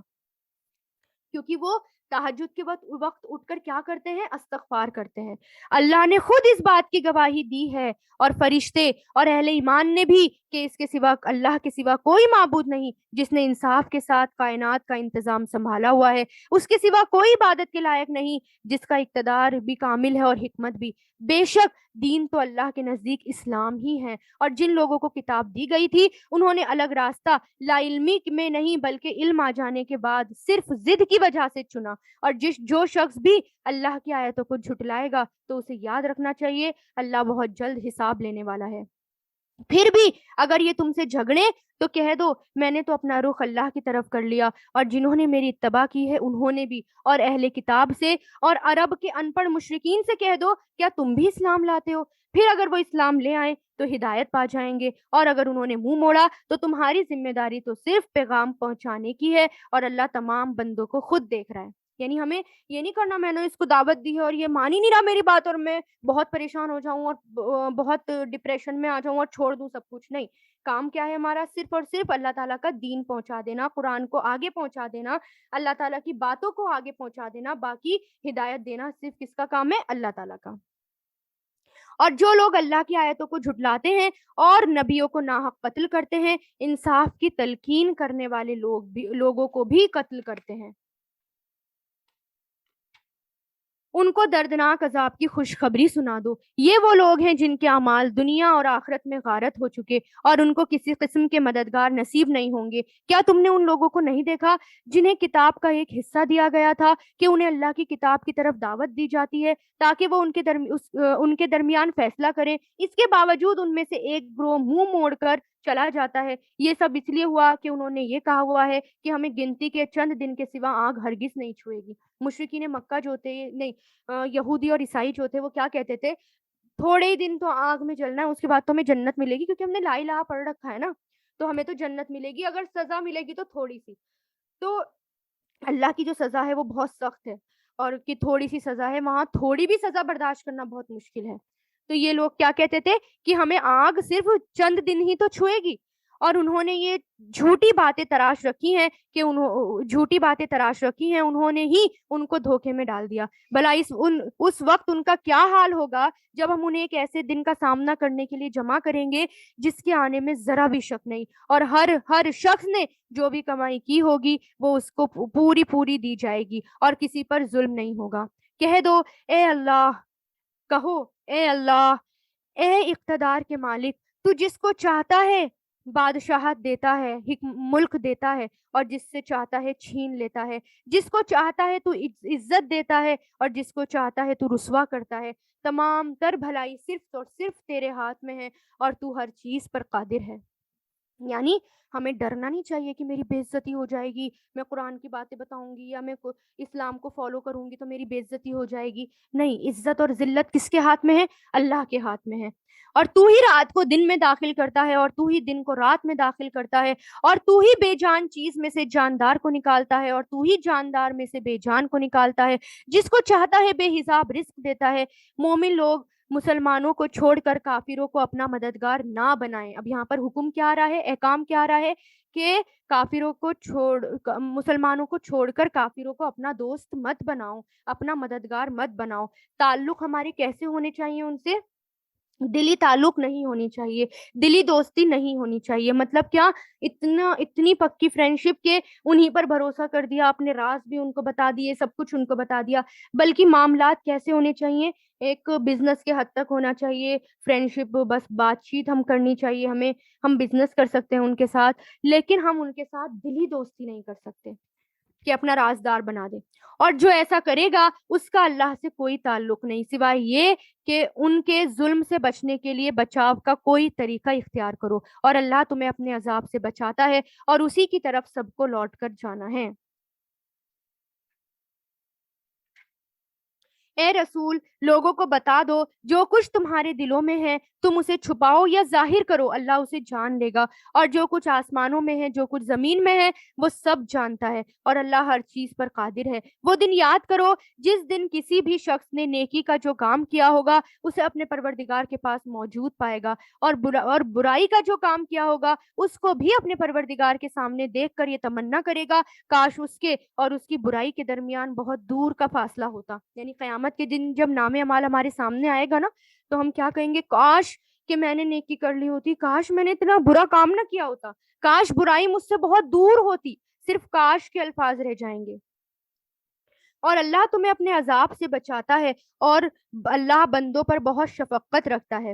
اے پیغمبر، لوگوں سے کہہ دو اگر تم اللہ سے محبت رکھتے ہو تو میری اتباع کرو، اللہ تم سے محبت کرے گا اور تمہارے خاطر تمہارے گناہ معاف کر دے گا اور اللہ بہت معاف کرنے والا بڑا مہربان ہے.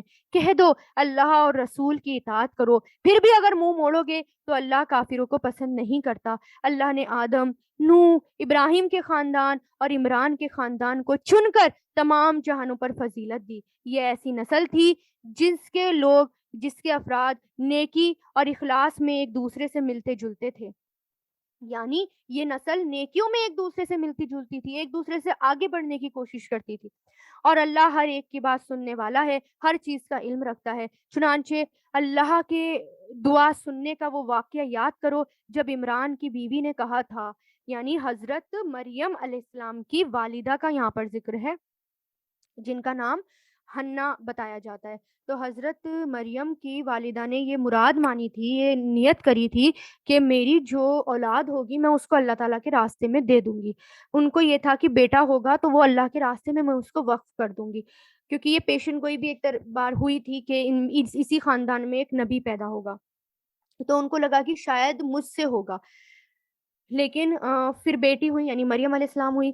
تو اس وقت جب وہ پریگننٹ ہوئی تھی تو انہوں نے کیا دعا کری تھی کہ یا رب، میں نے نظر مانی ہے کہ میرے پیٹ میں جو بچہ ہے میں اسے ہر کام سے آزاد کر کے تیرے لیے وقف رکھوں گی. یعنی میرا جو بچہ پیدا ہوگا میں اس کو تجھے دے دوں گی تیرے کام کے لیے، یعنی تیرے کام کرے گا وہ، اور میری اس نظر کو قبول فرما. یعنی انہوں نے دل سے یہ دعا کری تھی اور اللہ تعالیٰ نے ان کی دعا سنی بھی. بے شک تو سننے والا ہر چیز کا علم رکھتا ہے. پھر جب اس سے لڑکی پیدا ہوئی تو وہ حسرت سے کہنے لگی، یا رب مجھ سے تو لڑکی پیدا ہو گئی، یعنی اب لڑکی کو کیسے دیں، اب لڑکی کو کیسے آگے کریں، کیسے جو ہے اللہ تعالیٰ کے راستے میں دیں. انہوں نے تو کہا تھا نا کہ یہ صرف تیرا کام کرے گا اور صرف تیرے لیے کام کرے گا یہ بچہ. تو انہوں نے کیا کہا، یہ تو لڑکی پیدا ہو گئی، یعنی مریم علیہ السلام پیدا ہو گئی. حالانکہ اللہ کو خوب علم تھا کہ ان کے یہاں کیا پیدا ہوا، اور لڑکا لڑکی جیسا نہیں ہوتا نا. یعنی مریم علیہ السلام سے اللہ تعالیٰ کو بہت بڑا کام لینا تھا، ان سے ایک نشانی دکھانی تھی اللہ تعالیٰ کو. بن باپ کے عیسیٰ علیہ السلام کو پیدا کرنا تھا، جو کہ عیسیٰ علیہ السلام یعنی جو کہ قیامت کی نشانیوں میں سے بھی ایک نشانی ہے. بعد میں بھی ان کا نزول ہوگا قیامت کے قریب، وہ آئیں گے دنیا میں.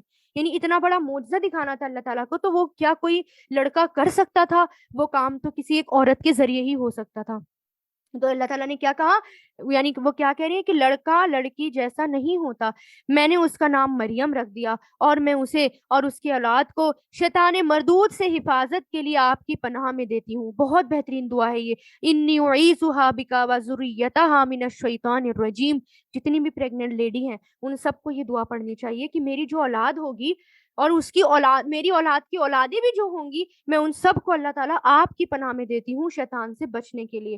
اور یہ کہا جاتا ہے جب وہ پیدا ہوئی تھی تو شیطان ان کے قریب بھی نہیں آیا تھا۔ شیطان انتظار کرتا ہے نا پریگنینسی میں کہ بچہ آئے، جلدی سے پیدا ہو اور میں اس کو اچک لوں، میں اس کو اپنا دوست بنا لوں، میں اس کو اپنا ساتھی بنا لوں۔ وہ پورے 9 مہینے ہم، ایک ماں اپنے بچے کا اتنا انتظار نہیں کرتی جتنا کہ وہ شیطان انتظار کرتا ہے پیدا ہونے کا بچے کا۔ تو یہ دعا پڑھنی چاہیے تاکہ اولاد اور اولادوں کی اولاد بھی اس سے محفوظ رہے۔ چنانچہ اس کے رب نے اس مریم کو بطریق احسن، یعنی بہت اچھے طریقے سے قبول کیا اور اسے بہترین طریقے سے پروان چڑھایا۔ یعنی پرورش بھی کس نے کروائی ان کی؟ مریم علیہ السلام کی، اللہ تعالیٰ نے۔ جب وہ پیدا ہوئی تو انہوں نے اللہ تعالیٰ کی راہ میں ان کو دے دیا۔ مسجد میں، یعنی انہوں نے جب بات کری لوگوں سے، کیونکہ ویسے تو مسجد میں لڑکیوں کو نہیں رکھا جاتا، لیکن انہوں نے کچھ خواب سنائے، اپنی منت سنائی، انہوں نے لوگوں کو کہا، اور پھر ان کو مسجد میں ایک جگہ دی گئی محراب، وہاں پر ان کو رکھا گیا، اور ان کی پرورش زکریہ علیہ السلام کر رہے تھے۔ زکریہ علیہ السلام کہا جاتا ہے کہ ان کے خالو تھے، حضرت حنا کے بہنوئی تھے وہ زکریہ علیہ السلام، یعنی ان کے خالو ہوئے۔ تو اب انہوں نے ان کو محراب میں چھوڑ دیا، یعنی مسجد کا ایک کمرہ، وہاں پر اللہ تعالیٰ ان کی پرورش کرتے تھے مریم علیہ السلام کی۔ کہا جاتا تھا کہ رزق کے طور پر پھل بھی آتے تھے ان کے پاس، اور بے موسمی پھل آتے تھے ان کے پاس، ویرائٹیز آتی تھی ان کے پاس، اور صحیفے بھی، یہ بھی کہا جاتا تھا صحیفے بھی آتے تھے۔ اللہ تعالیٰ خاص طور سے ان کو علم بھی دے رہے تھے۔ تو بہرحال بے شک تو سننے والا ہر چیز کا علم رکھتا ہے۔ ایک سیکنڈ، ہاں۔ تو چنانچہ اس کے رب نے اس مریم سے احسن طریقے سے اس کو قبول کیا اور اسے بہترین طریقے سے پروان چڑھایا، اور زکریا اس کے سرپرست بنے، یعنی زکریا علیہ السلام ان کی کفالت کر رہے تھے، کیونکہ مسجد میں عورتیں نہیں جا سکتی تھی نا، تو وہ ان کی کفالت کر رہے تھے۔ جب بھی زکریہ علیہ السلام ان کے پاس ان کی عبادت گاہ میں جاتے تو ان کے پاس کوئی رزق پاتے۔ انہوں نے پوچھا مریم تمہارے پاس یہ چیز کہاں سے آئی ہے؟ وہ بولی اللہ کے پاس سے، اللہ جس کو چاہتا ہے بے حساب رزق دیتا ہے۔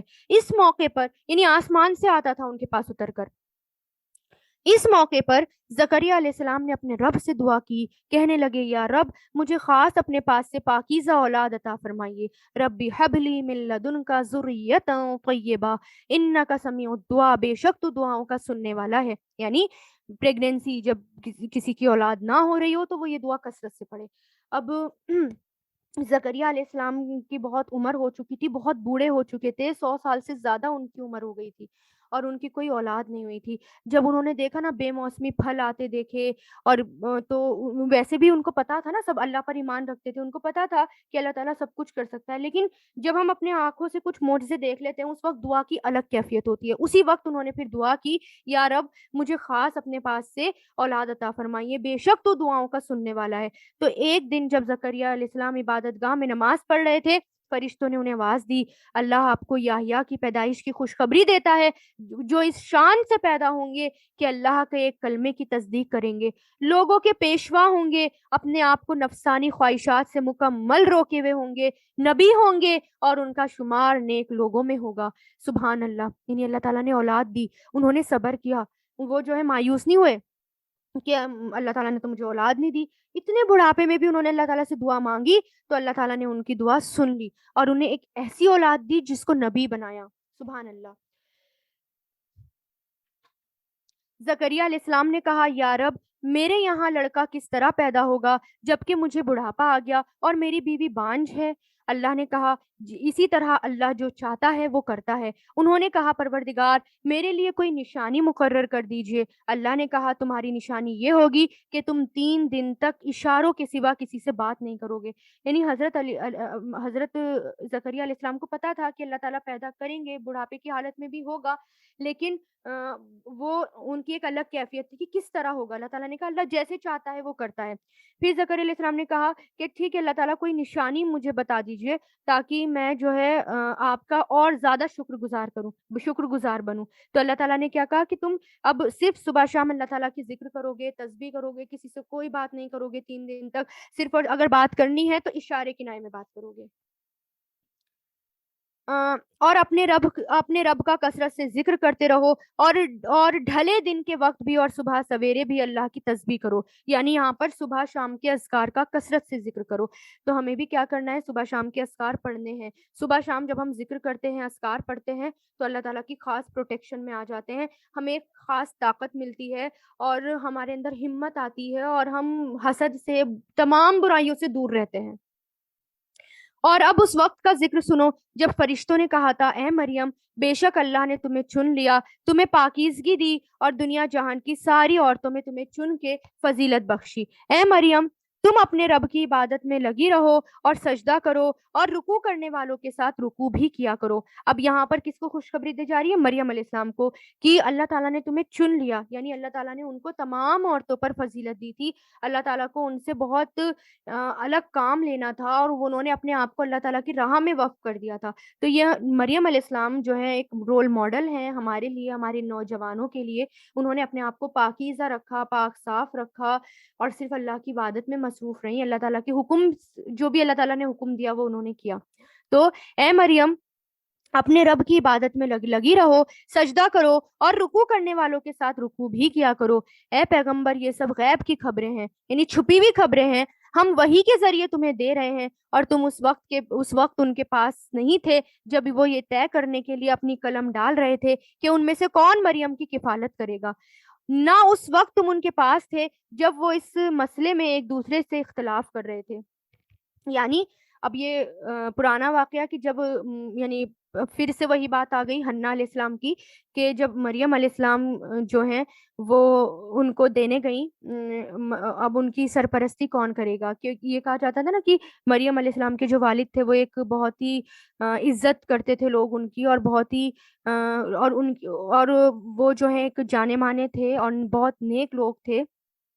اور جب وہ دینے گئیں کہ میں اللہ کی راہ میں اس کو دیتی ہوں، تو اب یہ لوگوں کو یہ لگا کہ جب ہم ان کی کفالت کریں گے، ان کی پرورش کریں گے تو اس کا بہت اجر ملے گا، بہت ثواب ملے گا. اب لوگ جھگڑنے لگے کہ کون مریم علیہ السلام کی پرورش کرے گا. تو ان کا ایک طریقہ تھا کہ پانی میں جو ہے نا قلم بہاتے تھے. وہ قلم، پین ہوتا ہے نا، پینسل پین جو ہوتا ہے، وہ جس کی قلم کا رخ بدل جاتا تھا، پلٹ جاتا تھا، تو وہی وہی پھر جیتتا تھا. یہ ایک طرح سے قرہ ہوتا تھا، قرہ اندازی، جیسے ہم پرچیاں ڈالتے ہیں نا، تو ان میں ایک طرح سے یہ قرہ ایک ذریعہ تھا. تو پھر قلم کے ذریعے قرہ ڈالا جاتا تھا. تو اس میں کیا ہوا؟ قرے میں نام کس کا آیا؟ زکریا علیہ السلام کا. تو انہوں نے ان کی کفالت کی. وہ وقت یاد کرو جب فرشتوں نے مریم سے کہا تھا، اے مریم، اللہ تعالیٰ تمہیں ایک اپنے کلمے کی پیدائش کی خوشخبری دیتے ہیں. کلمہ کیوں کہا گیا؟ کیونکہ عیسیٰ علیہ السلام اللہ تعالیٰ کے کلمہ کن سے پیدا ہوئے، یعنی اللہ تعالیٰ نے کن کہا اور وہ ہو گئے، اس لیے ان کو کیا کہا گیا ہے؟ کلمہ. جیسے آدم علیہ السلام کو بھی اللہ تعالیٰ نے کن کہا اور وہ ہو گئے، اسی طرح. اور وہ وقت بھی یاد کرو جب فرشتوں نے مریم علیہ السلام سے کہا، اے مریم، اللہ تعالیٰ تمہیں ایک کلمے کی خوشخبری دیتا ہے جس کا نام مسیح عیسیٰ ابن مریم ہوگا. اب عیسیٰ علیہ السلام کا نام ہمیشہ کیا آتا ہے؟ مسیح ابن مریم، کیونکہ ان کے کوئی والد نہیں تھے نا، وہ مریم کی اولاد تھے خالی. اس لیے قرآن میں جب بھی نام آتا ہے تو مسیح ابن عیسیٰ ابن مریم آتا ہے. وہ جو دنیا اور آخرت دونوں میں دونوں میں وہ مرتبے والے ہوں گے، چہرے والے ہوں گے، مرتبے والے ہوں گے اور اللہ کے مقرب بندوں میں سے ہوں گے. اور وہ گہوارے میں، مطلب گود میں لوگوں سے بات کریں گے، اور بڑی عمر میں بھی اور راست باز لوگوں میں سے ہوں گے. یعنی گود میں مطلب جب عیسیٰ علیہ السلام کو حضرت مریم لے کر آئی تھی لوگوں کے سامنے، کیونکہ آگے پورا آئے گا اس کا واقعہ کہ جب فرشتہ آیا اور اللہ تعالیٰ کے حکم سے پھونک ماری، وہ پریگننٹ ہو گئیں، تو پھر وہ ایک الگ جگہ چلی گئیں.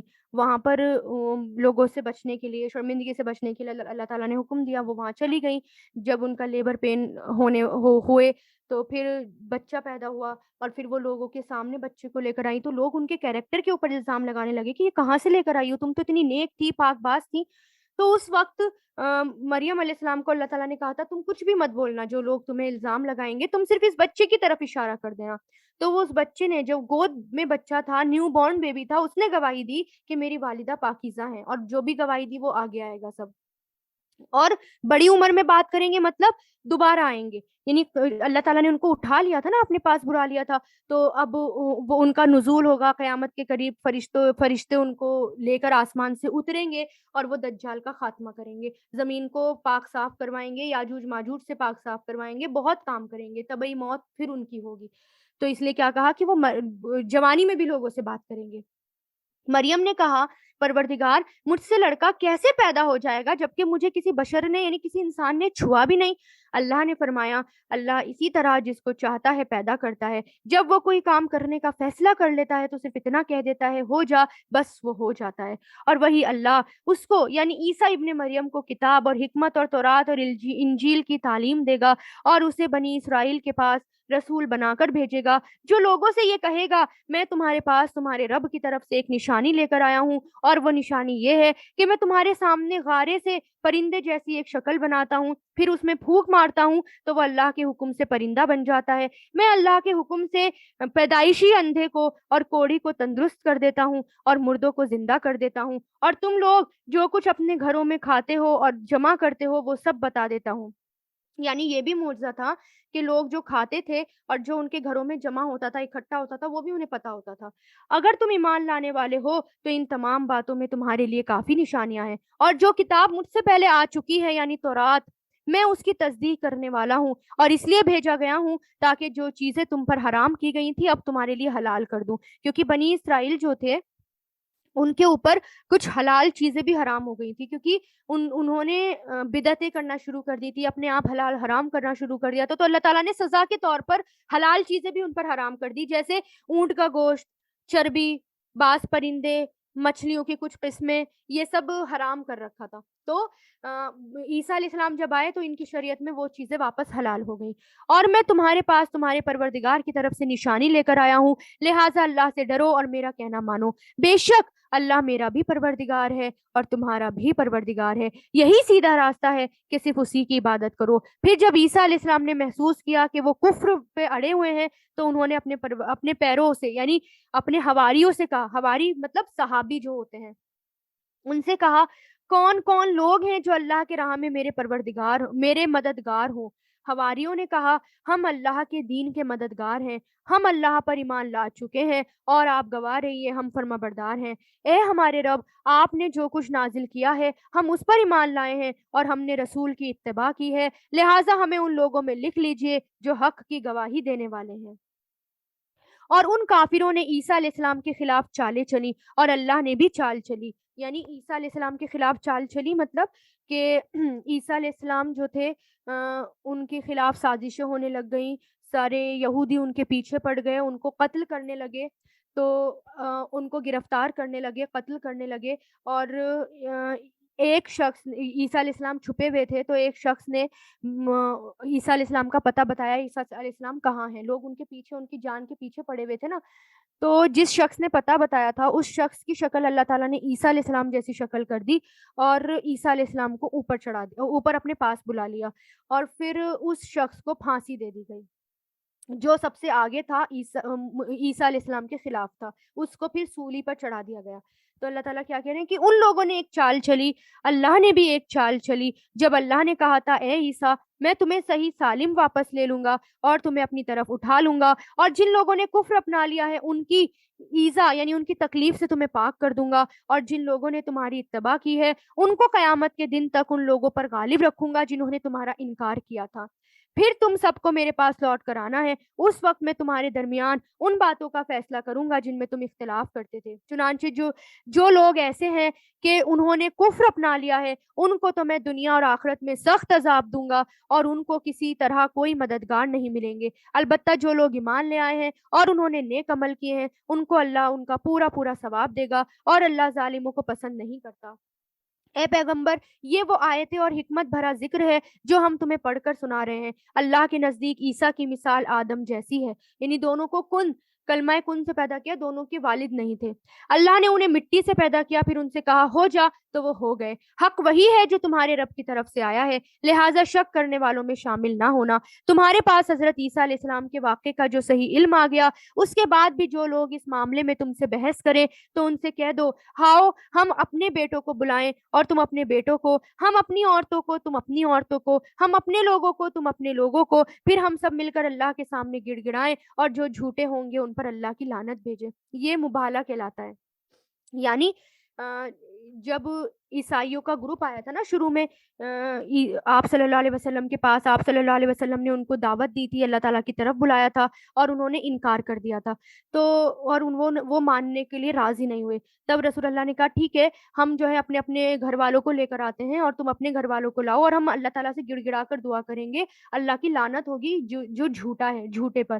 تو یہ بھی کہا جاتا ہے کہ رسول اللہ کچھ لوگوں کو لے کر آئے تھے اپنے گھر والوں کو، لیکن وہ لوگ ڈر گئے تھے. ان کو پتا تھا نا کہ نبی ہیں، ان کو لگا کہ اگر ہم نے مبالغہ کر لیا، یعنی ہم نے ایسے لعنت کر لی تو ہم پر عذاب آ جائے گا، تو وہ پیچھے ہٹ گئے. یقین جانو کہ واقعات کا سچا بیان یہی ہے، اور اللہ کے سوا کوئی معبود نہیں، اور یقیناً اللہ ہی ہے جو سب اقتدار کا بھی مالک ہے اور حکمت کا بھی مالک ہے. پھر بھی اگر یہ لوگ منہ موڑیں تو اللہ مفسدوں کو اچھی طرح جانتا ہے. مسلمانوں، یہود اور نصارہ سے کہہ دو کہ اے اہل کتاب، ایک ایسی بات کی طرف آؤ جو ہم میں اور تم میں ایک ہو، اور وہ یہ کہ ہم اللہ کے سوا کسی کی عبادت نہ کریں اور اللہ کے ساتھ کسی کو شریک نہ ٹھہرائیں اور اللہ کو چھوڑ کر ہم ایک دوسرے کو رب نہ بنائیں. پھر بھی اگر وہ منہ موڑے تو کہو کہ گواہ رہنا ہم مسلمان ہیں. یعنی کس طرح لوگوں کو اللہ کی طرف بلایا جائے، یہ اس کی طرف اشارہ ہے. اے اہل ایمان، تم ابراہیم علیہ السلام کے بارے میں کیوں بحث کرتے ہو، حالانکہ تورات اور انجیل ان کے بعد ہی تو نازل ہوئی تھی؟ کیا تمہیں اتنی بھی سمجھ نہیں؟ دیکھو، یہ تم ہی ہو جنہوں نے اس معاملات میں اپنی سی بحث کر لی ہے جن کا تمہیں کچھ نہ کچھ علم تھا. اب ان معاملات میں کیوں بحث کرتے ہو جن کا تمہیں سرے سے کوئی علم نہیں؟ یعنی جس چیز کا علم نہیں اس کے بارے میں ہمیں بحث نہیں کرنی چاہیے. اللہ جانتا ہے اور تم نہیں جانتے. ابراہیم علیہ السلام نہ تو یہودی تھے نہ عیسائی تھے، بلکہ وہ تو سیدھے سیدھے مسلمان تھے اور شرک کرنے والوں میں بھی شامل نہیں تھے. یعنی یہودی کہتے تھے ابراہیم علیہ السلام یہودی ہیں، عیسائی کہتے تھے ابراہیم علیہ السلام عیسائی ہیں. اللہ تعالیٰ کہہ رہے ہیں ابراہیم علیہ السلام تو ان سب سے پہلے آئے، یہ نام تو تم نے ان کے بعد رکھے، تمہیں اتنا بھی علم نہیں ہے، وہ تو صرف ایک مسلمان تھے. ابراہیم علیہ السلام کے ساتھ تعلق کے سب سے زیادہ حقدار وہ لوگ ہیں جنہوں نے ان کی پیروی کی ہے. نیز یہ نبی آپ صلی اللہ علیہ وسلم اور وہ لوگ ہیں جو ان پر ایمان لے آئے ہیں، اور اللہ مومنوں کا کارساز ہے. مسلمانوں، اہل کتاب کا ایک گروہ یہ چاہتا ہے کہ تم لوگوں کو وہ گمراہ کر دے، حالانکہ وہ اپنے سوا کسی اور کو گمراہ نہیں کر رہے، اگرچہ ان کا اس کا احساس بھی نہیں. اے اہل کتاب، اللہ کی آیتوں کا کیوں انکار کرتے ہو اور تم خود اس کے گواہ ہو. اے اہل کتاب، تم حق کو جھوٹ کے ساتھ کیوں ملاتے ہو، کیوں جان بوجھ کر حق چھپاتے ہو؟ اہل کتاب کے ایک گروہ نے ایک دوسرے سے کہا، جو کلام مسلمانوں پر نازل کیا گیا اس پر دن کے شروع میں تو ایمان لے آؤ اور دن کے آخری حصے میں اس کا انکار کر دینا، شاید اس طرح مسلمان پھر جائیں. یعنی مسلمانوں کو دین سے ہٹانے کی ایک اور چال تھی اہل کتاب کی، اور وہ یہ تھی کہ اپنے لوگوں کو آپ صلی اللہ علیہ وسلم کی مجلس میں بھیجتے تھے اور کہتے تھے ایمان لے آنا، اور رات ہوتے ہوتے انکار کر دینا. اس سے مسلمانوں کو ڈاؤٹ ہوگا کہ لگتا ہے یہ مطلب مسلمانوں کو اور مشرکین جو ہیں اہل مکہ جو ہیں ان کو یہ ڈاؤٹ ہوگا، لگتا ہے یہ اسلام ٹھیک نہیں ہے.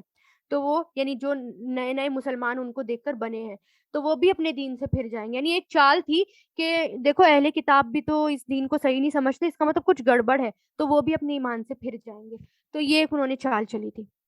مگر دل سے ان لوگوں کے سوا کسی کی بات مت ماننا جو تمہارے دین کے تابع دار ہیں. آپ ان سے کہہ دیجئے، ہدایت تو وہی ہدایت ہے جو اللہ کی طرف سے دی ہوئی ہے. یہ ساری باتیں تم اس ضد میں کر رہے ہو کہ کسی کو اس جیسی چیز یعنی نبوت اور آسمانی کتاب کیوں مل گئی جیسا کہ کبھی تمہیں دی گئی تھی. یا یہ مسلمان تمہارے رب کے آگے تم پر غالب کیوں آ گئے؟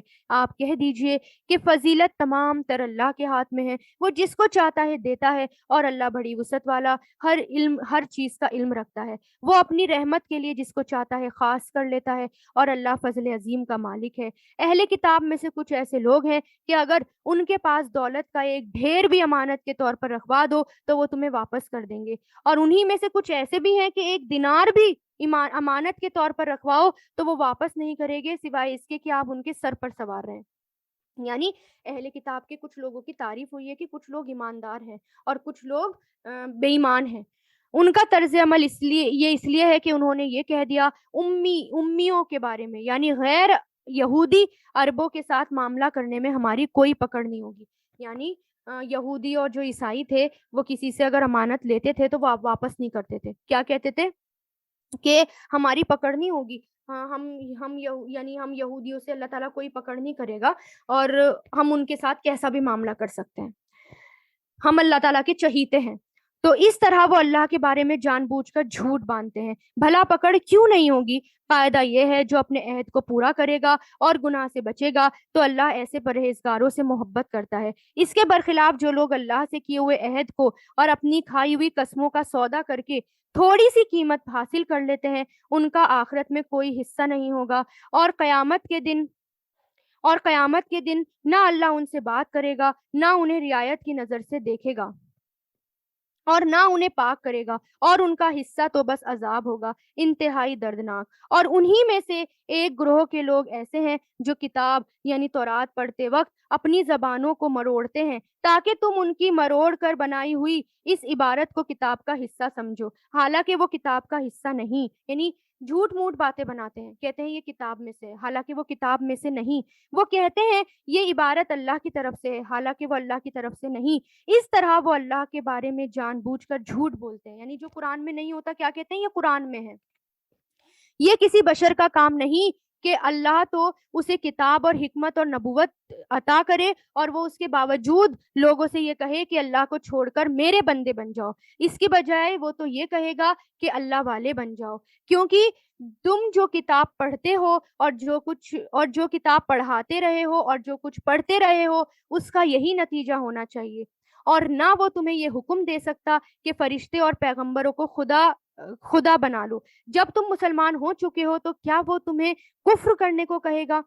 یعنی نبی کبھی بھی یہ نہیں کہتے کہ میری عبادت کرو، انبیاء کرام کبھی بھی یہ نہیں کہتے کہ میری عبادت کرو۔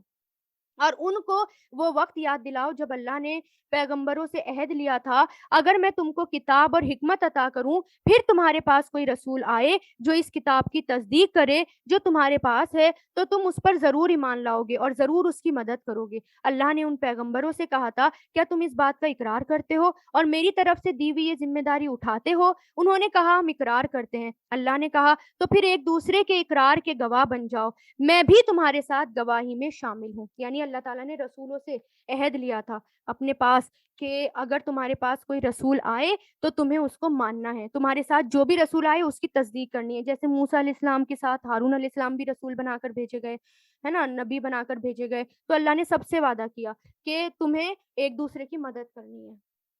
اس کے بعد بھی جو لوگ ہدایت سے منہ موڑے تو ایسے لوگ نافرمان ہیں۔ اب کیا یہ لوگ اللہ کے دین کے علاوہ کسی اور دین کی تلاش کر رہے ہیں؟ حالانکہ آسمان اور زمین میں جتنی مخلوقات ہیں ان سب نے اللہ ہی کے آگے سر جھکا رکھا ہے، کچھ نے خوشی سے اور کچھ نے مجبوری سے، اور اسی کی طرف سب کو لوٹ کر آنا ہے۔ کہہ دو ہم ایمان لائے اللہ پر اور جو کتاب ہم پر اتاری گئی اس پر، اور اس ہدایت پر جو ابراہیم، اسماعیل، اسحاق، یعقوب اور ان کی اولاد پر اتاری گئی، اور ان باتوں پر جو موسیٰ، عیسیٰ اور دوسرے پیغمبروں کو عطا کی گئی۔ ہم ان پیغمبروں میں سے کسی کے درمیان کوئی فرق نہیں کرتے، ہم اسی ایک اللہ کے آگے سر جھکائے ہوئے ہیں۔ جو شخص اسلام کے سوا کوئی اور دین اپنائے گا تو اس سے وہ دین قبول نہیں کیا جائے گا، اور آخرت میں ان لوگوں میں شامل ہوگا جو سخت نقصان اٹھانے والے ہیں۔ اللہ ایسے لوگوں کو کیسے ہدایت دے گا جنہوں نے ایمان لانے کے بعد کفر اپنا لیا، حالانکہ وہ گواہی دے چکے تھے کہ یہ رسول سچے ہیں اور ان کے پاس اس کے روشن دلیل بھی آ چکی تھی۔ اللہ ایسے ظالموں کو ہدایت نہیں دیا کرتا۔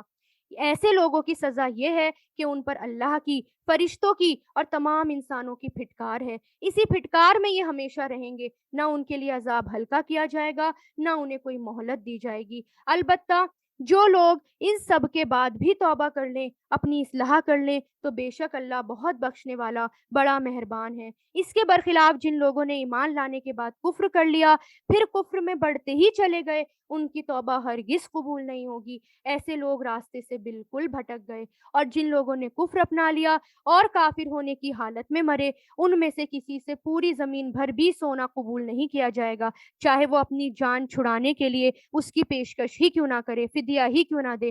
ان کو دردناک عذاب ہو کر رہے گا اور ان کو کسی قسم کے مددگار نہیں ملیں گے۔ یعنی اسلام چھوڑ کر اگر کوئی اور دین اپنانا چاہتا ہے، کوئی اور دین چوز کرنا چاہتا ہے، تو وہ دین کبھی قبول نہیں ہوگا۔